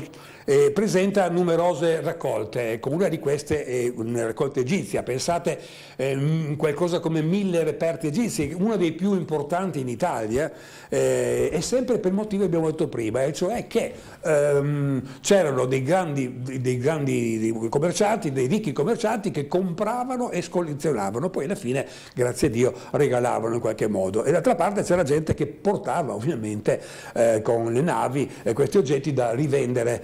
Ecco, uno di questi è questo sarcofago, si chiama sarcofago di Panfili, che ha una storia un po' interessante, ecco, perché nel 1800, all'inizio del 1800, una nave inglese che viene dall'Egitto porta un sacco di questi reperti, ovviamente con lo stesso motivo di rivenderli poi evidentemente in Inghilterra, ma ha dei problemi alla nave e deve fermarsi, e si ferma qui a Trieste, dove viene alloggiato nell'arsenale della famiglia Panfili, quindi questo è il nome, un arsenale molto importante, molto conosciuto, grosso modo dove oggi c'è l'hotel Jolly, ecco, quella è la zona dove era. Il lavoro viene fatto, la barca sta per essere messa in mare, ma mancano i soldi, cioè il capitano non ha i soldi per pagare questa riparazione costosa, e quindi gli viene in testa di dare come pegno questo sarcofago, tra l'altro molto grande, in granito rosa di Assuan, pensate 1200 anni avanti Cristo, quindi notevole, molto interessante, molto, molto prezioso. Lo lascia in pegno con l'elemento di venerselo a prendere un po' più in là. Ecco. Purtroppo questa nave disgraziata, dopo poche settimane di viaggio, sbatterà contro degli scogli e quindi andrà a picco e si perderà del tutto. Ecco. Quindi questo sarcofago resterà nella famiglia Panfili. Quando l'arsenale sarà chiuso, resterà comunque comunque nel cortile della famiglia Pamphili, che però alla fine nel 1850 lo regala al museo e lo troviamo qua. Quindi questa storia interessante e fortunata anche di questo sarcofago, che viene chiamato appunto sarcofago Pamphili. Vediamo un po' le prossime. Ci sono tante cose, ecco, qui sono il canopy, cioè i raccoglitori, quando l'individuo veniva imbalsamato venivano tolte tutte le interiore che venivano salvati in questi vasi, quindi abbiamo numerosi reperti che andrebbero studiati un po' più a fondo, abbiamo dei papiri, quindi abbiamo una raccolta egizia molto molto molto sviluppata, molto interessante. Vediamo un po' la prossima. Questo è uno dei reperti più importanti, è talmente bello questo reperto che si chiama rito, proprio come rito in qualche modo, ecco, che è uno dei reperti più belli, tanto è vero che quando si parla, quando si fanno delle brochure per raccontare appunto i vari musei, lo trovate spesso nei libri perché è molto bello, però non è di Trieste, è di Taranto, perché il museo ha comprato questa struttura che tra l'altro è del V secolo a.C. è di Taranto, quindi la Magna Grecia, quindi una colonia greca, dimostrando in quell'età a che livello di evoluzione artistica, non parliamo di altro, artistica, perché questo è un viso di cerbiato che viene cesellato, e poi possiamo definire una sorta di bicchiere in qualche modo, ecco, però si chiama rito perché veniva usato come rito nei riti importanti, ecco, per consumare il vino, ma vedete questo viso molto cesellato. Sopra tra l'altro abbiamo ancora più delle cesellature che raccontano delle storie mitologiche. È messo al centro di una stanza, è circondato da vetro in modo tale che la gente può girarsi a 360 gradi e ammirare la bellezza di questo reperto, che ripeto lo troverete spesso sulle brochure, sui libri, perché è talmente bello da sottolineare. Ecco, vediamo un po' la prossima.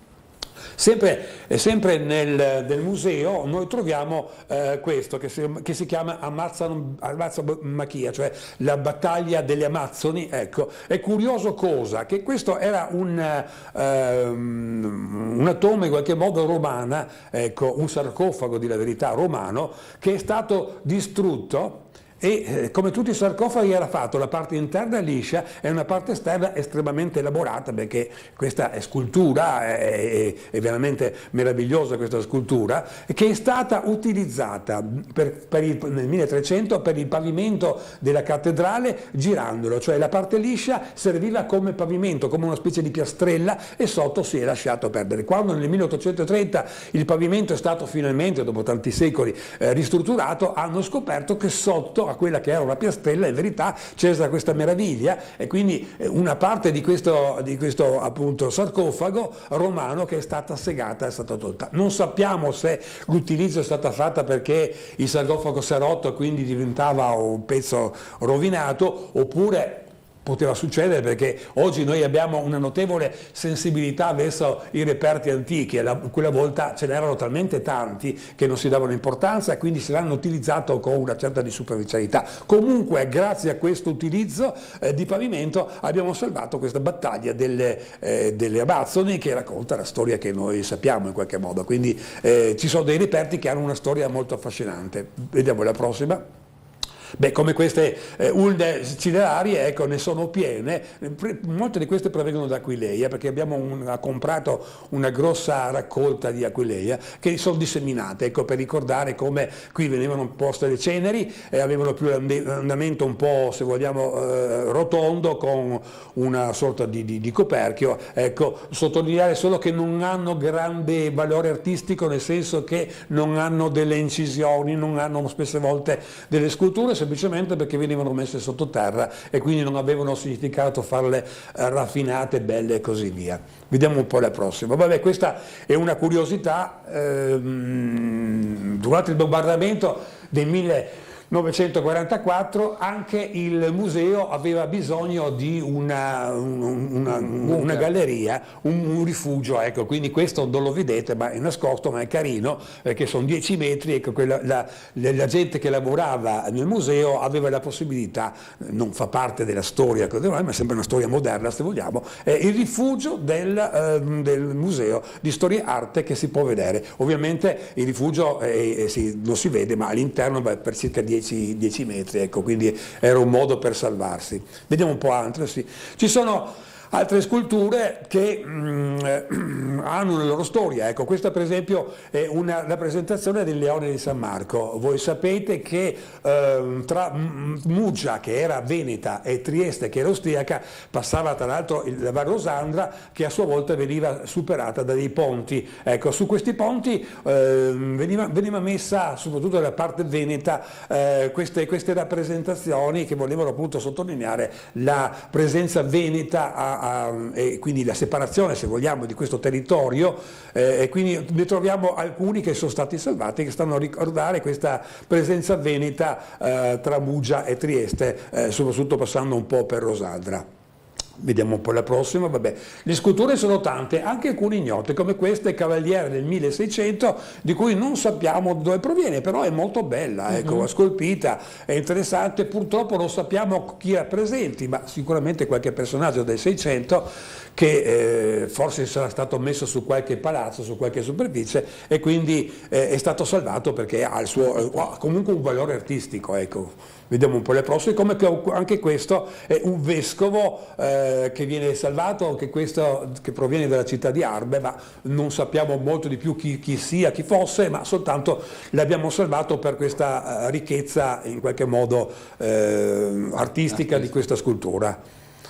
Questi sono questi sono due santi che erano presenti su un palazzo di via Donota, erano presenti quando il palazzo nel 1937, abbiamo parlato del piccone Saratore, abbiamo parlato che nel periodo del fascismo metà della città vecchia è stata battuta perché è fatta di case fatiscenti vecchie, però queste vecchie diremo così sculture, in questo caso due santi, probabilmente anche del 1400-1500, sono state salvate. Vediamo la prossima, vediamo la casa di via Donota con sopra le due statue che la casa è stata abbattuta, non è rimasto niente, ma si è voluto, e questa è la finalità appunto del museo, di salvare quello che di storico c'è, e soprattutto di artistico in qualche modo.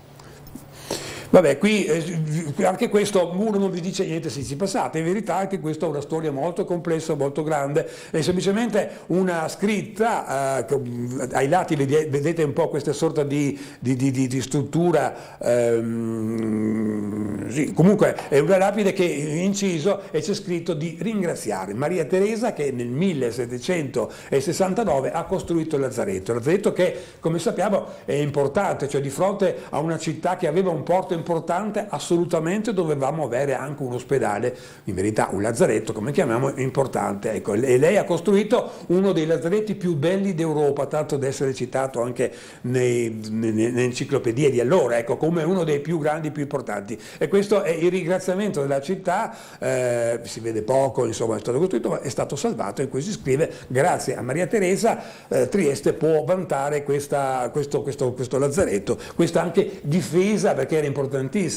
Ecco, un commerciante che doveva venire a Trieste doveva essere sicuro che Trieste fosse una città scevra da infezioni, da epidemie, e grazie al lazzaretto questo dava la sicurezza e quindi i commercianti venivano più tranquilli, oppure anche se dovevano essere ricoverati avevano una struttura all'avanguardia, perché il lazzaretto di Maria Teresa era all'avanguardia su tutto, anche semplicemente nella parte alberghiera.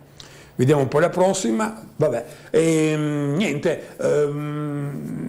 parlando proprio di Maria Teresa è l'unica imperatrice che non è mai venuta a Trieste, ma un motivo, tra l'altro lei è vissuta a 60 anni, ma da 20 anni fino a 60, per 40 anni è stata l'imperatrice, quindi ha fatto un lungo periodo in quel periodo noi abbiamo avuto una grande ricchezza, una grande fortuna, abbiamo aumentato l'attività del porto, l'economia, l'aspetto sociale, eccetera, ma non essendo mai venuta, e forse anche perché, come tutti sapete, il particolare che ha avuto 16 figli, quindi non è che ha avuto molto tempo di andare in giro, ecco. Comunque non è mai venuto e non abbiamo mai fatto niente, anche se, come sapete, ultimamente abbiamo cercato di rimediare con il Tallero, ecco, in qualche modo. Gli altri viceversa, come Leopoldo I, come Carlo VI, come Giuseppe II, hanno tutti qualcosa, una lapide. Questa è una lapide di Leopoldo I che è venuto a Trieste, e i triestini hanno voluto ringraziarlo sia con la statua che noi sappiamo in Piazza della Borsa, sia con questa scritta in cui